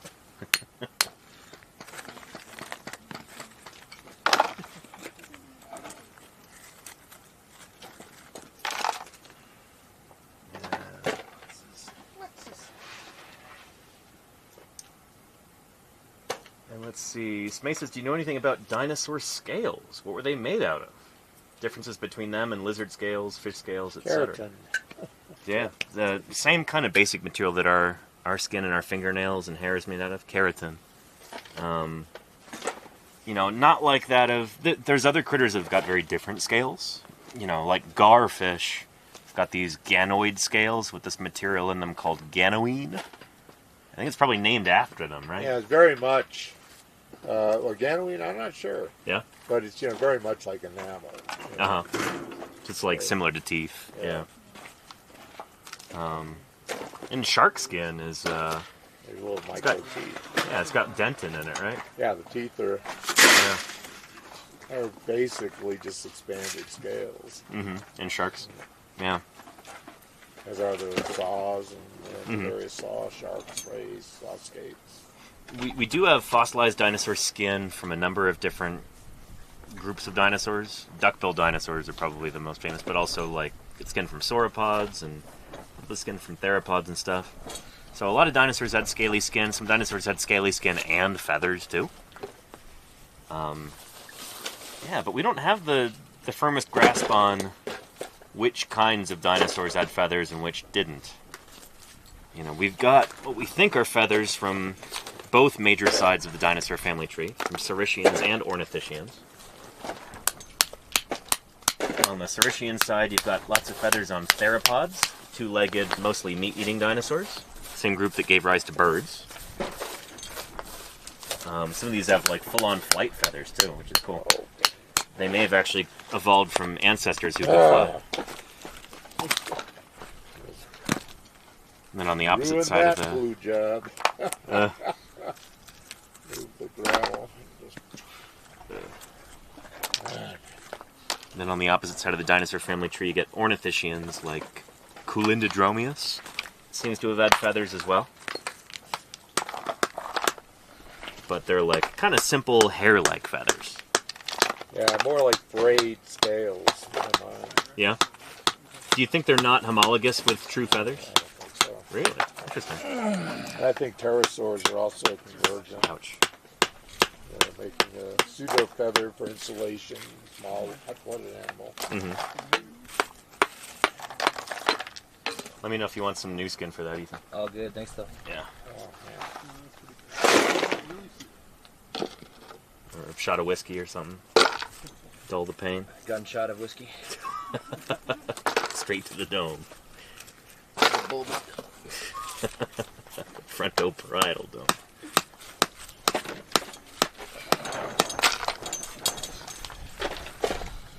And like his friend the Pachycephalosaurs, it's just solid bone.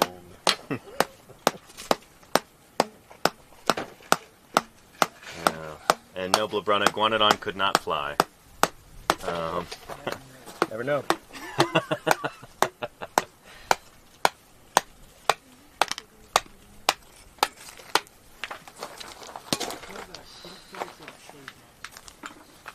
And we got a little root fella in here. Look at that. We've got plant activity. You've got plants. From the early Cretaceous right here. Earliest He is Cretaceous. a plant. Secret Service. Oh, me? Yeah. Integrate himself in. I'm looking for counterfeiters out here with the Secret Service. No. Plant material right here. So there's a little root that was running through the mud back in the Cretaceous. So I just pulled this piece off. Boop. You got part and counterpart right there. Oh, this fell off of here. Oh. There you go. Yeah. So that's neat. Not worth collecting, but neat to see. We've found much better roots in this quarry and big pieces of Tempskia and stuff like that. But, yeah. I've watched that. Pretty nice beamer to screw up. That jack was definitely flexing. That stuff's pretty thin and gooey.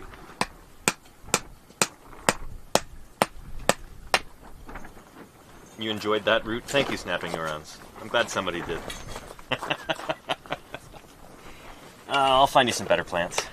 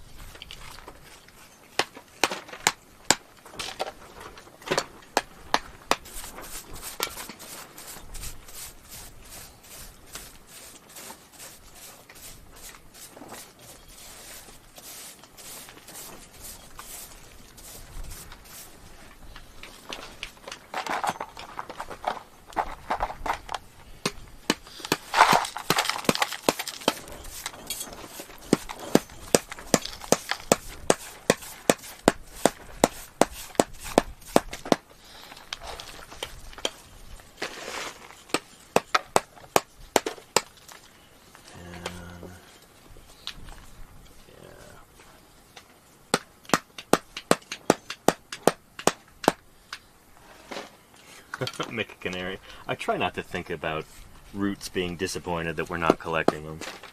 Even though they have been lying here for 140 million years, you know?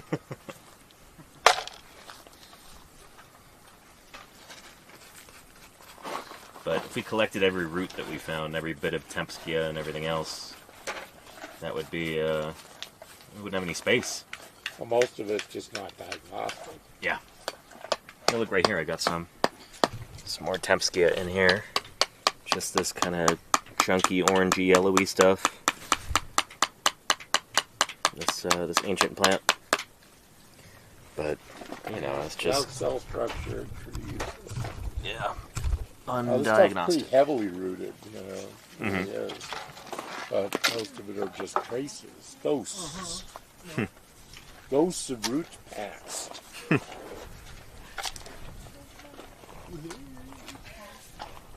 Yeah. And how many dinosaurs were found in this particular area? Asked Live Cam Travel. Do you mean in this pit right here, or in this part of this valley, or what? Because either way, it's a lot. The answer is many, many dinosaurs. Yeah. Got. It's a major site. Jim, you would say what? Like 20? What did we say the other day? Was it? Did you say 20 individual critters? Probably at so least far for from the this? hadrus, for the iguanodont. Yeah. 3 the ankylosaurs, 1 or 2 Yorgovuchias, 1 big therizinosaur, 1 big sauropod, with other isolated scrap pieces once in a while. So a lot, yeah. Very special place here.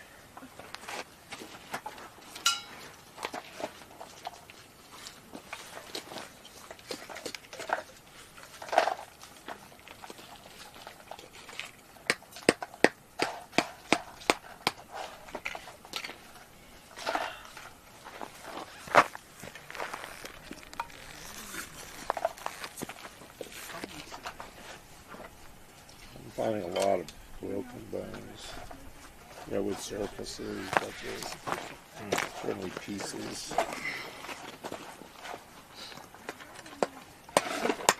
Really drives me no end. Frustration, paranoia. Is it still the ilium that Ethan's working on? So that's the femur over there, Ken. Yeah, the narrow femur. He's going to demonstrate how you flip one of these. Yeah. Let me bring the camera over and Maybe, we'll put him on maybe the not- spot. Maybe not this one. Yeah. This is not one I'd like to demonstrate.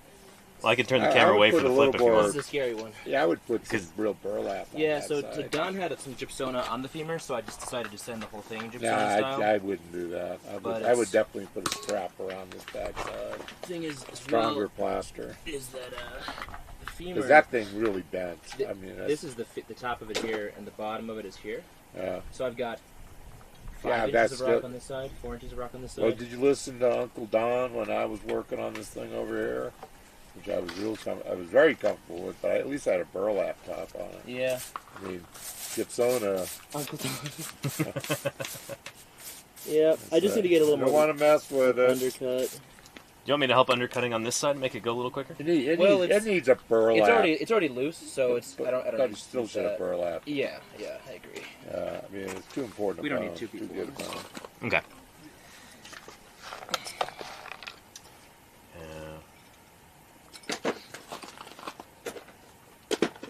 And Commander Argo wants to know: has there been any fossil research done in petrified forest? Lots. Absolutely. We have many There've been whole friends. books written about that. Yeah. In fact, one of Krista's books Yeah, great deals with book. that.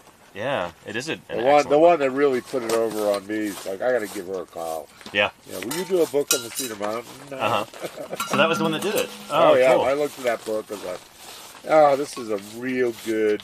You know, there's some meat in it. Yeah. You know, and What's it called? Dawn of the Age of Dinosaurs? By Krista Sadler? southwestern U.S. It talks about other places, but it's largely focused on petrified forest. And it's a beautiful book, and it's beautiful illustrations. said, if you can do that with that junk, Mm-hmm. just think what you do with something good. Yeah, this is something I've talked about before where Krista Sadler is working on a book, pretty much finished it. I think it's just putting together some last illustrations. Yeah, it's just the last typesetting, and It's all about the Cedar Mountain Formation, so this formation that we're digging in right here. yeah, she'll And, be out here in 2 days. Nice. Yeah, she's visiting us so over you'll the get to meet weekend. her. Yeah. Maybe we can even get her on camera. Oh, I'm sure you can. Awesome. I'll promote that book. But there is a GoFundMe campaign. If you'd like to help, this book get finished, she just needs, I think, maybe like a couple $100 more or something like that in order to help pay for the illustrations. So check out the GoFundMe. And she even told me, because I asked her, like, can I help promote this on stream? Would you want to do an interview or something? And she was pretty busy. But she said, hey, I want you to know you're in the book. So I'm going to be in the book. I'm excited to see it. Yeah. Do you think she'll bring proofs with her or anything? I don't think so. Maybe they're not at that stage yet. I mean, I've read the text, Nice. the main text. I haven't read all the. She's got all these little, boxes of inserts. Yeah. On people and little sidebars. Pull quotes and stuff. Yeah. Yeah, they're beautiful books, like Yeah. coffee table books, basically. Yeah, well, people should look her up on Amazon. Oh, absolutely. Yeah, because her book on the Grand Staircase is wonderful. I mean, she's done some very nice stuff. Mm-hmm. She's got a lot of books on river running and things. Got a degree in geology. She. And Paleo Entertainment, how are you doing? Welcome back. Danny is book famous? I don't know about that. Yeah. And Live Cam Travel says, how long does it take to get a dinosaur this size out there? I mean, well, this is multiple dinosaurs that we're working on, and they're all disarticulated. So you've got different bones scattered around all over the place from different individual critters. And this is our 3rd year working in this particular quarry here. In this particular corner of this valley. And we're hoping this site in 50 years will have a level of fame comparable to the Pet 5 Forest and Dinosaur National Monument. That's going to be awesome. But it really deserves to be protected, as we've been talking about. Yeah. A lot of people come out here looking for souvenirs. Oh yeah, get a lot of looters and vandals and Visigoths. No protection. Kidding about the Visigoths. Although you never know. And it's sad. You feel, well, BLM doing their job. The BLM is totally underfunded. Yeah. In a place like this that's so swarmed with people. And they're based out of one of the biggest outdoor adventure travel national park centers on the planet. Moab, Utah. This area is a lot quieter. It doesn't attract their attention nearly the same way that these people falling off cliffs and ripping up the landscape illegally with 4-wheel drive. I wish they were able to do this more, but you got to be realistic. Fun them. Give them lots of money.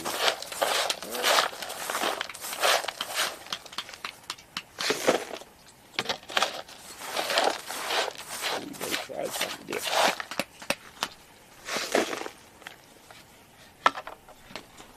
And Gigantor says, does this site require BLM permits? It does indeed, yeah. Yes, we've been working on Bureau of Land Management land here for, just this particular site for the past 3 years. Yeah, this area, 35 years. Yeah. My life's work. I gotta take that little side trips. thermometer out of the sun. Oh yeah, that would be good. What does it say? 113. That's in being the in Yeah, the sun that's like just me, like just that's a pretty much little what bit I of am sun now. getting a quarter of it. Picture of that? Yeah. Holy cow.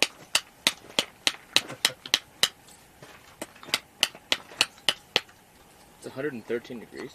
in the That's pretty sun, good sun. according to the thermometer. Wow. Yeah, we're in the shade in front of the What's tree. it saying? Point the tent.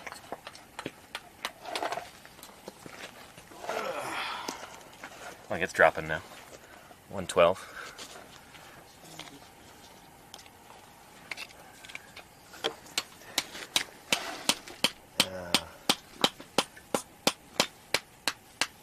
Can you cook an egg on the rocks? With I ice? don't know. Egg with ice? Can I get an egg on the rocks? Oh, I see what you mean. Yeah, you can cook an egg on your dashboard of your vehicle right now. I Yeah. guarantee that. Probably void the warranty. Yeah, Of the egg? Yeah. ruin the finish. Yeah. And Neverwinter Fool says, as state paleontologist, can Jim collect anywhere in Utah without a permit? No. Oh yeah, definitely. Yeah. No, he's Yeah, a double O. sure. Yeah. I issue That's double O myself status. permits for state. Yeah. land. We have a record when I'm working a site. There's a record that I'm working that site. Yeah. And so for state land, Jim can, within reason, dig in most places on state land. Oh yeah. Yeah. You Yeah, probably if I'm gonna do can't. something big, I'd contact Sitla and say we really like to bring in a piece of equipment or Yeah. something. I mean, they need to clear anything more than, the general things that I do. Mm-hmm. But that's certainly in keeping with the fact that we expect other people to do it. I personally believe I should also have to, Yeah, that's do it. a really good attitude. Uh, Following the rules. Even as state paleontologist, Jim is obviously not above state law. He's trying to uphold these laws and lead by example. So yeah, but the public lands here in Utah are kind of a patchwork. There's state land, there's federal lands like BLM, Bureau of Land Management land, which we're on right now. There's Forest Service land. There's national parks land. Yeah. Bureau of Reclamation, Oh. not right here, but Mhm. near the waterways and things. Federal Bureau of Reservoirs. Investigation land. No, I don't think there's any FBI land out here.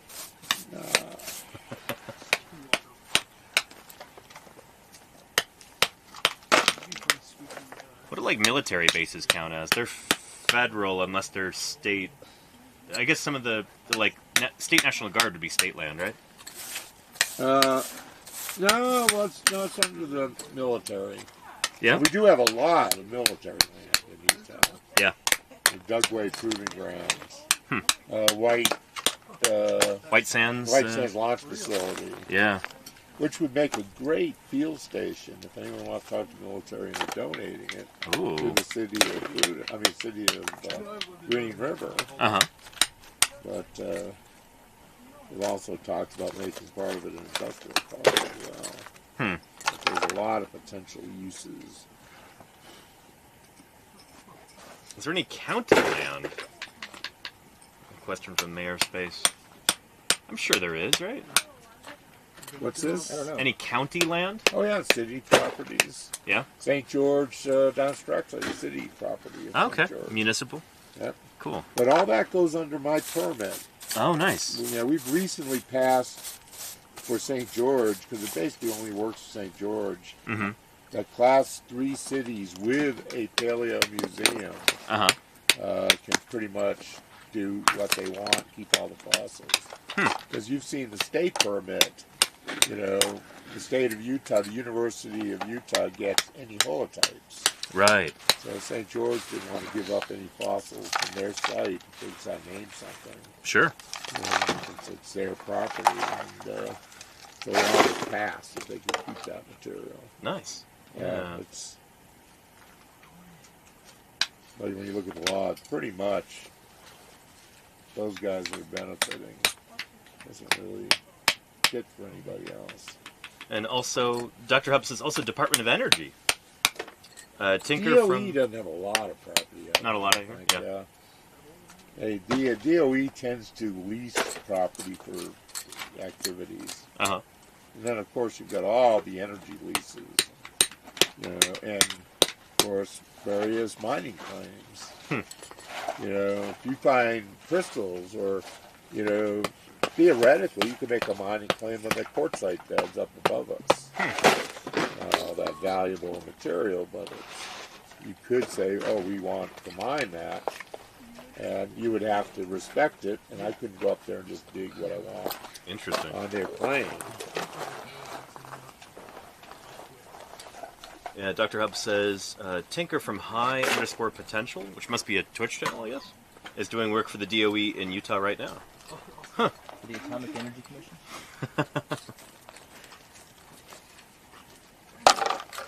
Now the various uranium mines, you know, down section. You know, because this stuff is has like no radiation, no uranium at all in it. But you know, down section, a lot of those claims are owned by the Russians now. That's fun. Yeah. So the Canadian company bought up all the leases and claims in Utah. Virtually all of them that were available. And then the Russians bought the Canadian company. And one of Hillary's big blunders was approving that sale. Because that did make her look pretty silly. Why would you approve the sale of all these uranium mines for Russia? Let's see. Jody Fish says, yep, I guess it means Tinker, has been working in Marysville this week. Huh. Is that near where you're from? Marysville? Yeah. Oh, cool, okay. What part of the state is that? Southern Utah. Southern Utah. Southwestern. Cool.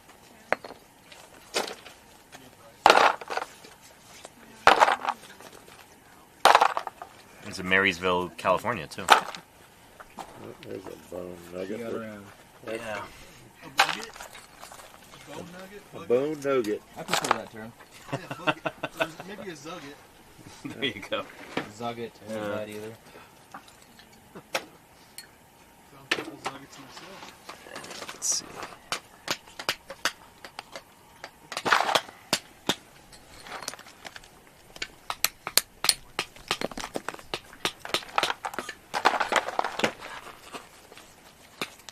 Ethan, is there any, this big loose thing here, Yeah. I noticed, is there anything in that? Let me have a look. Yeah. Because, you got this rib here. This other thing was a plant, it wasn't a rib.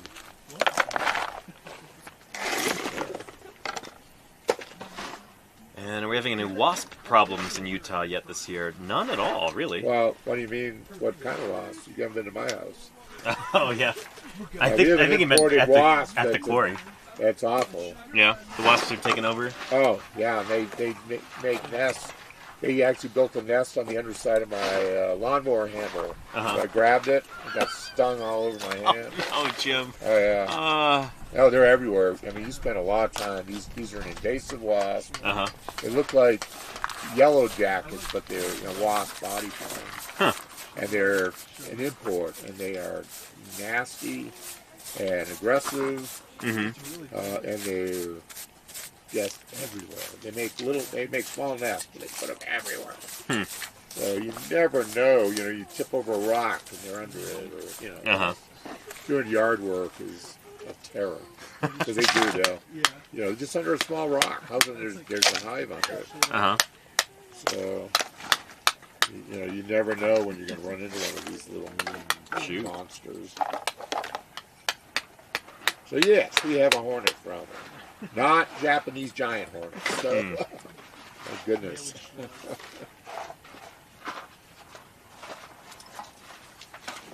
don't know where these things are going, but they're definitely not native.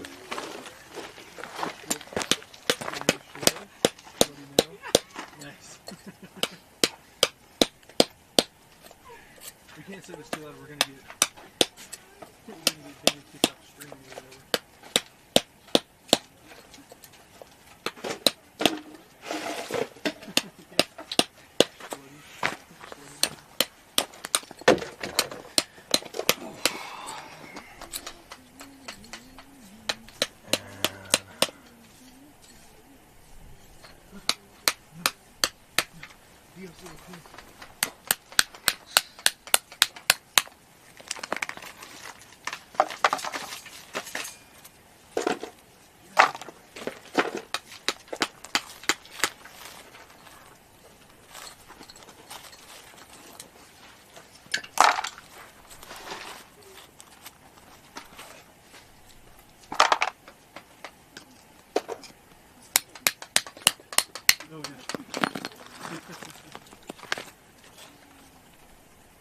Town day, town day.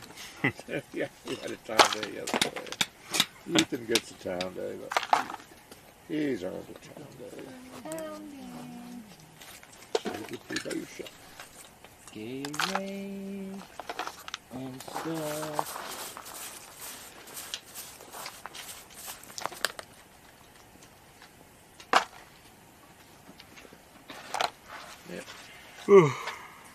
Right.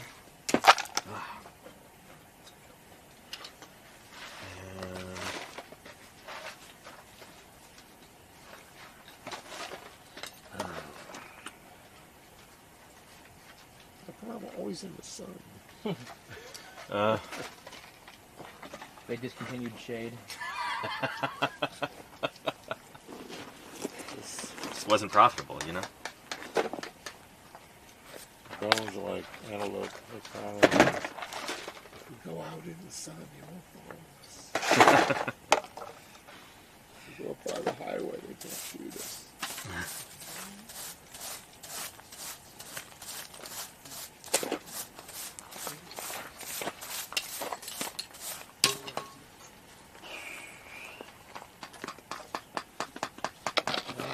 Broken chunk of bone.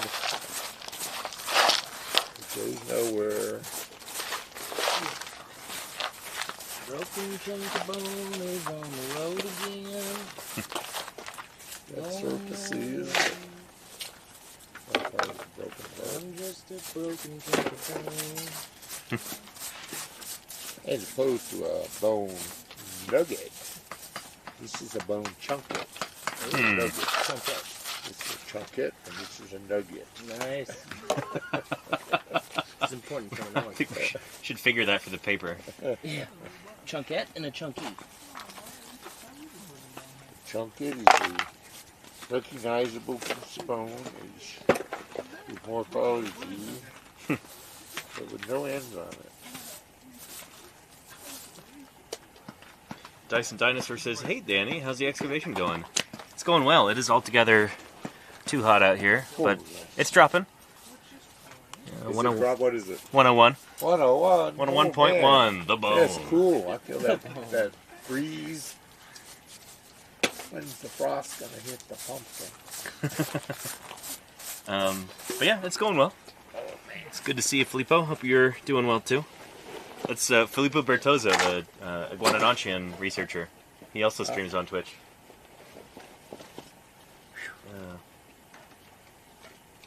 And would a Dyson home appliance help against the dust and heat? If we had like 1,000 of them in here, maybe. Yeah.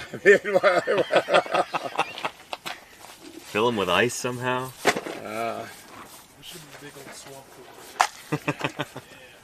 Yeah, well, drop big Butler buildings over part of the quarry, and then just move them once the quarry moves. Oh yeah. If you have a few years, you could have a building over it. It'd be nice to have some butlers here. They could like deliver us cold drinks and. Yeah, butlers. Find another bones. You got a Butler building. They come with butlers, don't they? That's why they're called that, right? Yeah.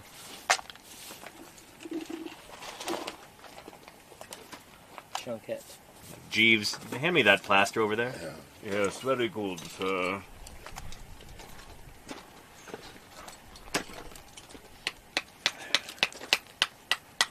Man, there's some ugly stuff over here. The red's pretty, but getting these sections of bones. Some big thing was doing a tap dance here. And Renfield put a dinosaur into room 101. Is that a reference to that George Orwell novel? 1984? Huh. I don't know. I like dinosaurs. Maybe Raptor Rex. Nobody likes Raptor Rex. Yeah, Bob. Raptor Rex did me a lot of good. No, Raptor Rex, not Raptor Red. Oh. That's that, they named it as a new kind of Tyrannosaur, and it was just a juvenile Tarbosaurus. That was my mom's optometrist. Really? What's his And he name? went to China with me. Krugman or something? Henry Krugman. Oh. Yeah, he went to China with me one time, and after a week, he decided to go home. Huh. A little too rough, my first trip. It Yeah. was not quite as luxurious as China is now. But back then, you know. He brought his wife too. She was, she just stayed in Beijing when we went up to out on Dabasu. But even he, they were like, "Sorry, we're gonna leave, Jim. Don't worry about it." Okay, fly home early. But yeah, Henry, he's got dinosaur. Yeah, he has a hadrosaur from up by Newcastle in his living room. A real one? Real one. Oh boy. Oh yeah, no, this guy is, he's rich and likes dinosaurs. And it's a lot easier to buy him Gonna dig him up. Paul Serrano is the one that talked him into donating that one back. Uh-huh. And you get it named after him. But she's also an author on the paper, isn't he? What? He's also. No, it was named after him. I thought he was an You author. can't do both. No, I'm pretty sure it was both. Both? I'm pretty sure they That's looked the other way. Oh, that's unheard of. Yeah. It was in Science back in, what, 2010 or something? Like, kind of shocking. Yeah, Henry's not an evil guy or nothing. He has money.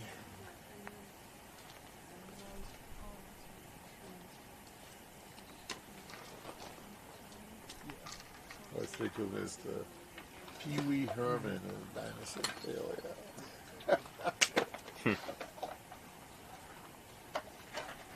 He was good to my mom. That's always. Oh, DM Wing says, my dad worked for a newspaper and got me the review copy of Raptor Red from their book reviewer before it was officially released. Did it have the epilogue describing Gastonia? Oh, did it have the epilogue describing Gastonia? Because, Jim, you had to...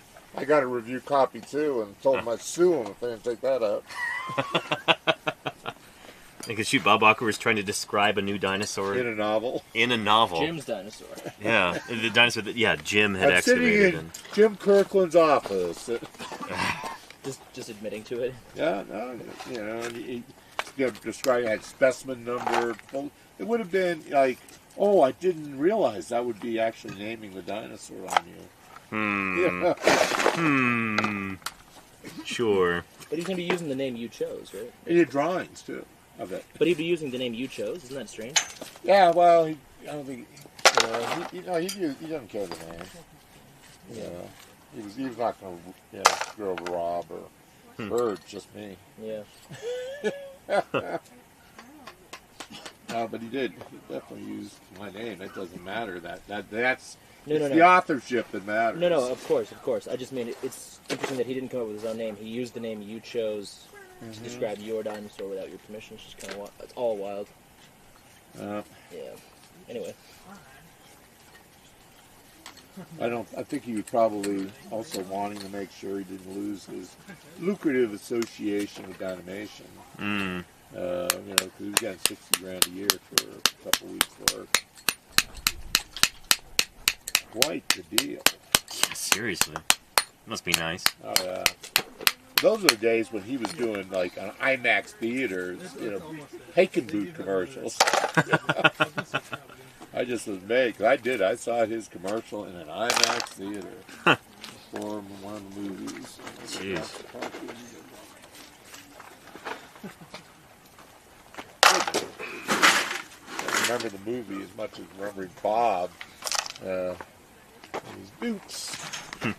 Bobby Boots. Were they good boots or just made out of newspaper and wallpaper glue?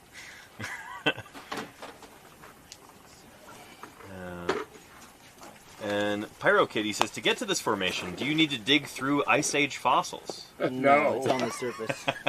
The rocks are exposed to the surface. Yeah, we destroyed so many mammoths to those get off here. all the archaeological sites long ago. Yeah, we had to also dynamite a housing development, The earth exposed the rocks for this age. We had to level an orphanage. That was actually pretty fun. There's no trouble. But no, thankfully in this part of the world, these rocks are exposed right here on the surface. So like, You'd never find the bones if they weren't. yeah, I can lift the camera up and show you. So all the rock that you see along here is all Cedar Mountain Formation. There might be a little bit of Natarita up there, I guess. And But Cretaceous as far as the eye can see looking out. yeah, going all the way out to the Book Over Cliffs a there. mile of it. Yeah, those cliffs up in the distance. Yeah, that's all Mancos up there, right? Or a lot of it is? Mancos, Mesa Verde Group. Nice. Yeah. Yeah. You've got another 40 million years in over a mile of section, where this is 45 million years in about 500 feet of section. Shoot, that's nuts. Yeah. But yeah, so all the rock exposed here Big story. is Cretaceous in age, from the third and final period within the age of dinosaurs. Triassic, Jurassic, then Cretaceous. The Triassic really doesn't count. Yeah.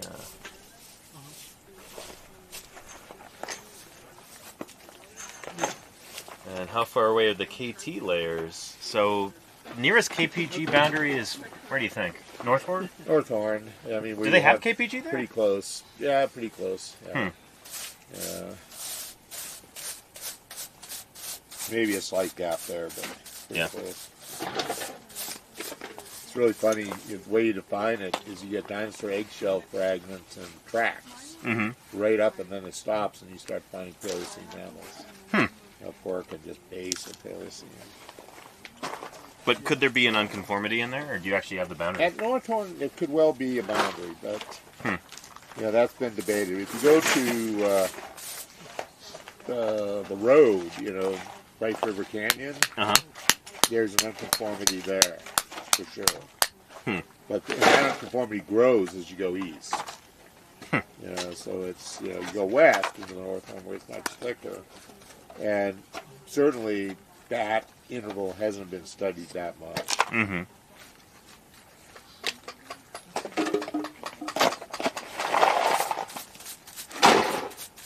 Ooh, man. It just slips under that.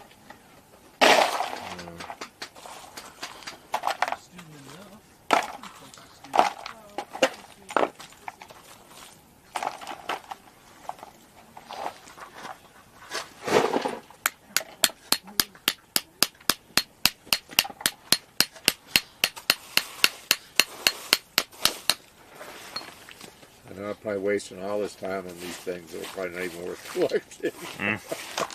I mean, they really are. There's one here, that what they call the chunket. Right. You can see surface, but it's certainly Not going to be anything diagnostic, it's probably. not going to be anything diagnostic. It's a chunk of bone. It's just not completely rounded. Gravity says, how's the heat now? Hot. Yeah. Although, I'm in the sun. it's dropping. Really hot. Yeah. This is like kind of stupid to be sitting in the sun. Yeah, shoot. I could try and move that tarp for you, Jim. Or it's also after 5 anyway. So if we feel like we're at a good stopping point, I'm not going to shed any tears if we end this pretty soon.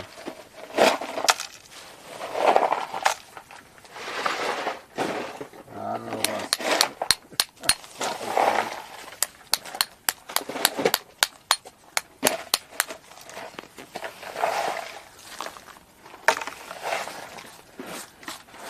We put too much love and care into the junk. Oh, man. I do have to move out of that. That's too much. DC Chemic says, turns out the sound of paleontological fieldwork is very calming. Glad to hear that. Bad Yeah. jokes.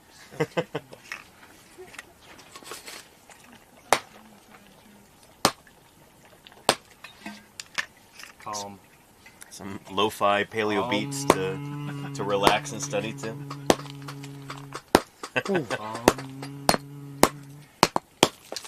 Hey. Yeah. He's got glaucoma. It doesn't matter if you put an eye out. Well, it's mostly in his left eye anyway. As long as he's Still got his right eye. He'll be okay.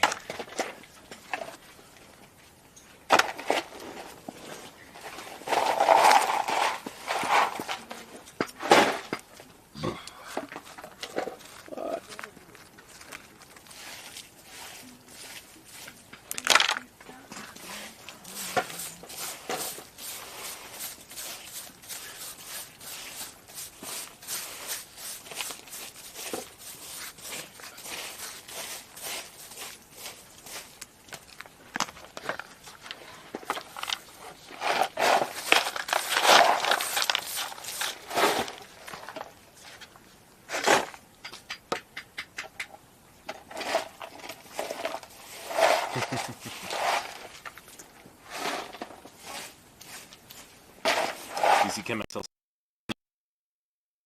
career chill out to the sound of it. You know, you're right. I've never thought about that before. Prefer people to be stressed out by the sound of your work? Yeah. As long as they learn to appreciate the earth, the nature of deep time.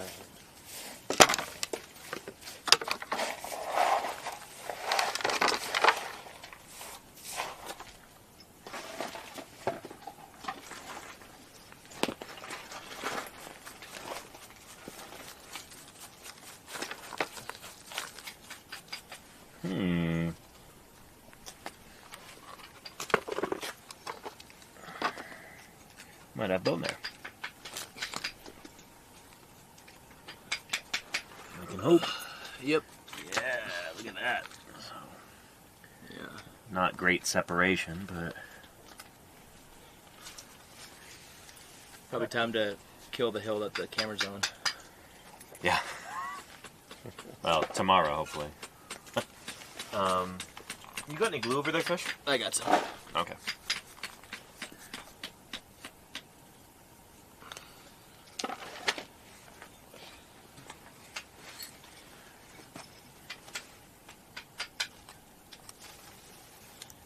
Yeah, I can use my fine awl and remove that part.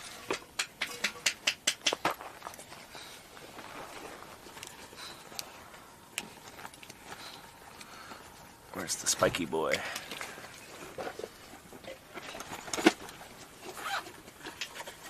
There we go. Thanks, Eve. Alright, we got bone shot here. Take a look. Applying some polyvinyl acetate to it, PVA glue. So just lifted this chunk off, and unfortunately there wasn't great separation, so there's a little bit of bone still on there. But this is the earliest we can catch it. Didn't lose anything, at least. But it is kind of a pain when you lift up a piece of rock and it takes some bone with it. There's not much you can do. Glue it back. Yeah.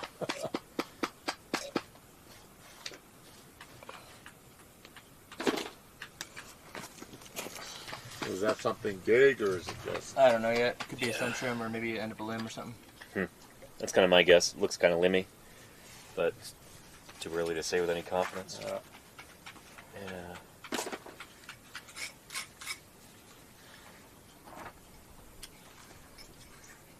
Yeah.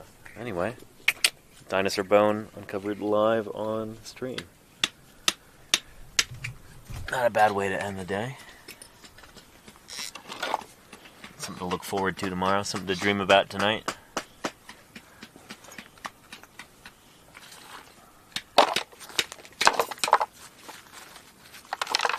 Yeah, messed up the occipital condyle, but the rest of the skull was good. Oh, let's hope. Shoot. Yeah, the complete iguanodont skull in here, that would be... We'll be dreaming about that tonight.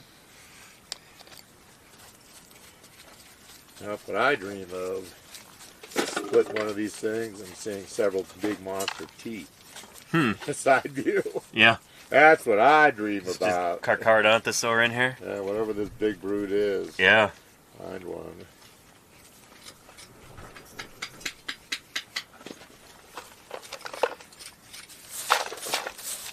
That would be one of those days where I have to end the day because I have to My heart rate's got to go to normal before I can touch anything again. Fair. I've had those before, you Yeah. know, where it's like, I got to stop for a while, guys. This is just too good. I'm going to mess up.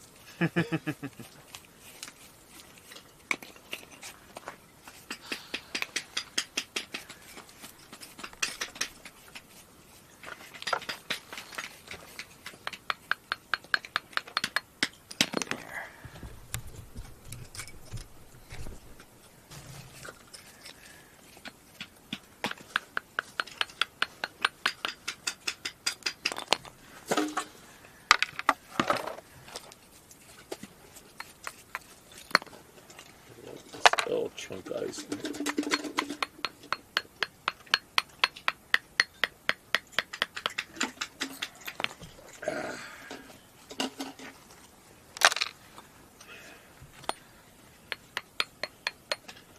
Yeah, making ice in the desert. Civilization. Oh boy, okay, nice. Nice clean separation there. That brown there's not bone surface. At least I don't think it is. Just some stain on the rock. Yeah. There we go. It kind of comes to a corner there. That's interesting.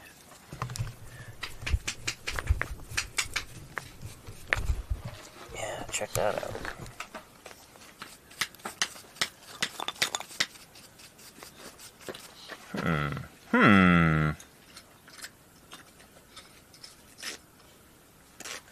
I've seen worse bones.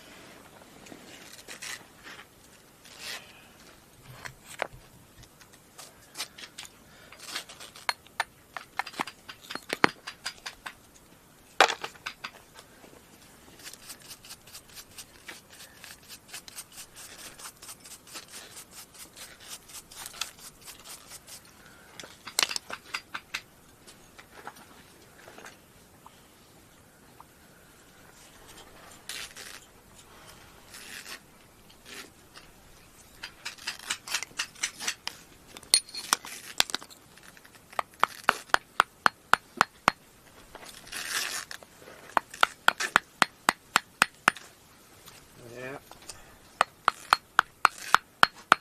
Had dogs Englishmen in the noonday sun.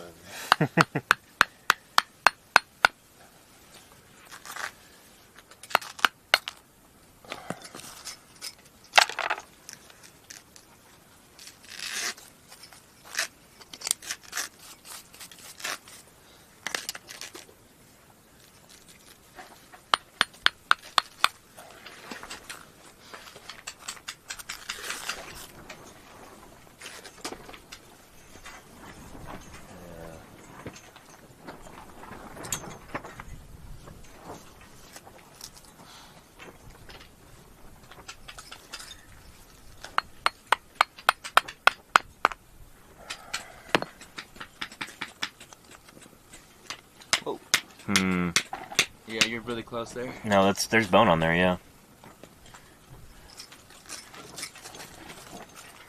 Not great separation. But let me put that back. Have to get rid of some of this debris. And glue that up. Put that back in there like that.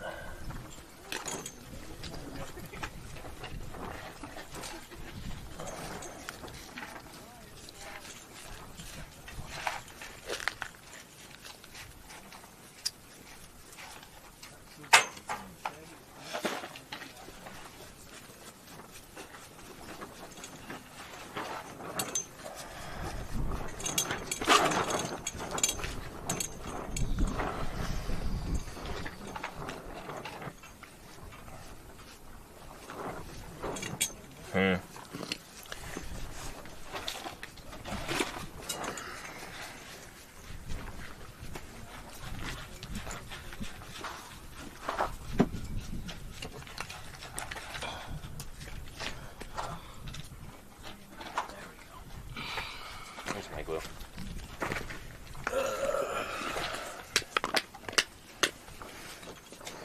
Get that to occlude a little bit better.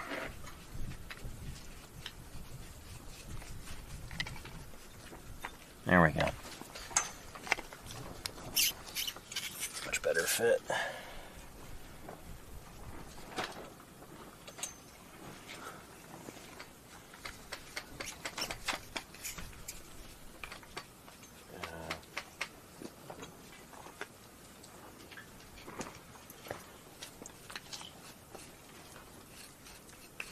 And Tone Rebellion says, I guess the moral of this stream is, if you want to be a paleontologist, you better love jigsaw puzzles. I mean, I don't know, these are a lot trickier than jigsaw puzzles. Doesn't hurt, though. Yeah. Yeah, having that kind of patience and ability to focus on a task is important.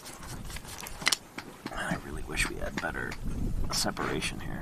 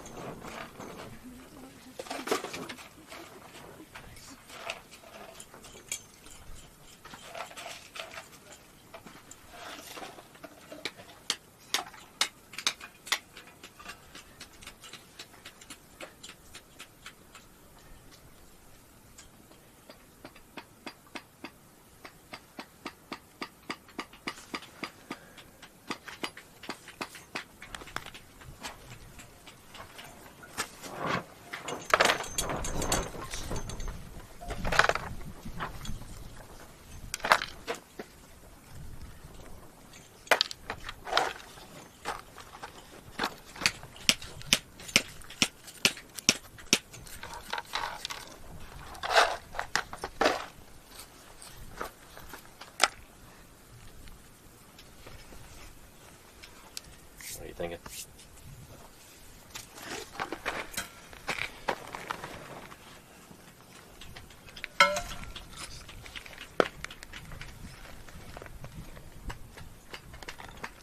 Yeah, I just glued that back on so I wouldn't... No, I just think that we could get a tighter fit, probably. I tried a few times and it's... even cleared away some of the rubble from the inside.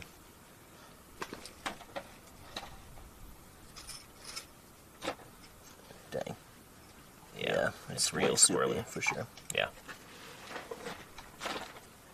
Soupy. Yeah, this is probably the end of a limb, because it looks like it's going in more. There's a little bit of bone there. So. And this is probably the kind of the shape of it. Oh, I covered can see in that. rock. Yeah. Maybe this is another humerus. And call me the humorous king. That'd be 2 in one season.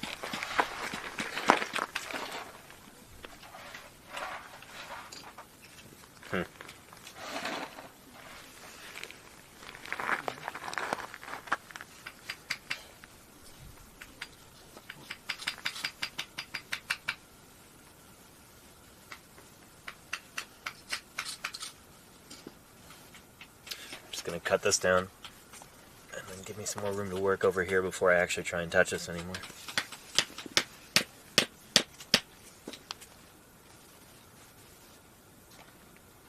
It's interesting, it's a little bit higher than some of this stuff. Although I guess it's maybe in line with that. Same level as this. Yeah. And then a few things I collected just a few inches, kind of under where you're sitting. Cool. Yeah.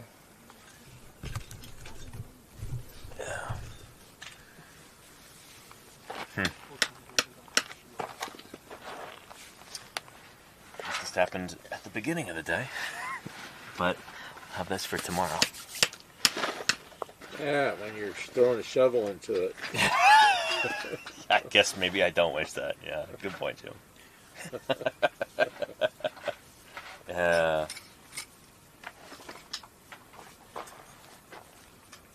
And Freelancer, yeah, I'm not going to put any water on the bone right now. That's not going to be good for it.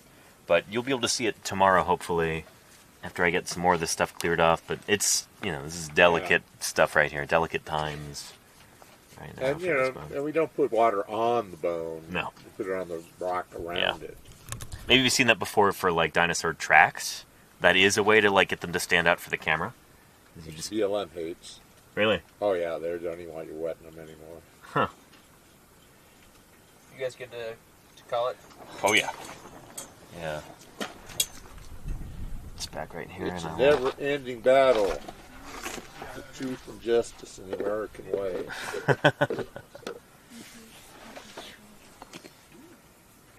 There we go. Okay, cool. Yeah. And, oh, I'm getting some direct sunlight on this, just briefly, as the tarp blows around, but still pretty hot out. Let's go ahead and wrap up the stream.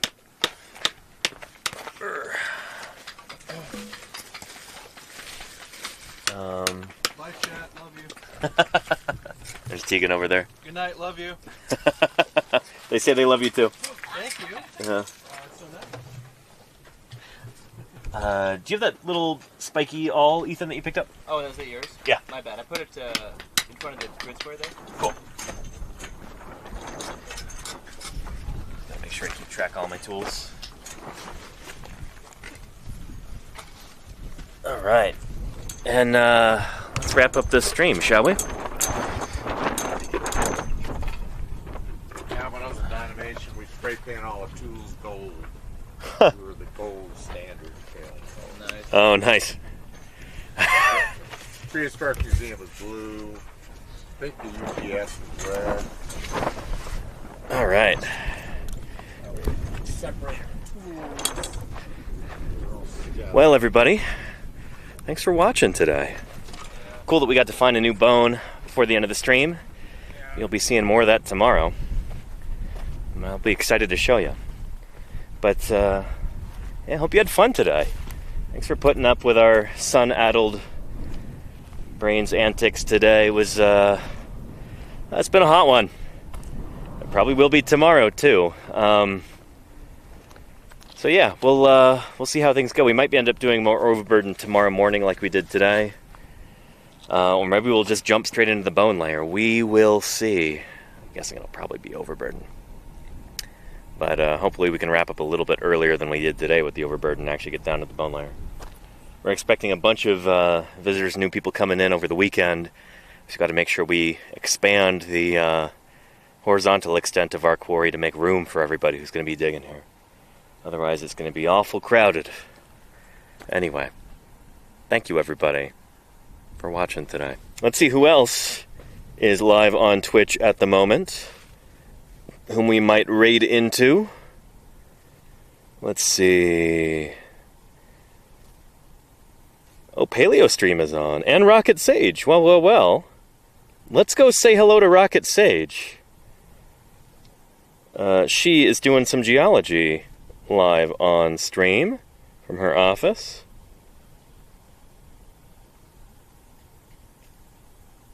Raid Rocket Sage. Beautiful. Well. With any luck, I'll be streaming again tomorrow, same time, same place, for some more live fieldwork, Q&A, and everything else. So until then, everybody, you take care of yourselves. Thank you so much for your questions, your enthusiasm, as always, your viewership and your financial support. Subscribing and cheering and gifting subs is the reason why any of this is possible, so thank you for that. And I look forward to seeing you again very soon. Rocket Sage, whom we're reading into, is a real-life geologist. So if you've got any questions at all about rocks in particular, about the history of the Earth, about, the rock cycle, or why it's important to understand geology, well, you're going to be in the right place in just a moment here.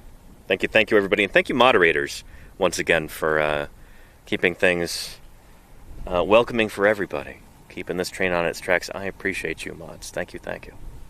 Anyway, let's go check out Rocket Sage, and I'll see you soon, everybody. Take care. Bye-bye.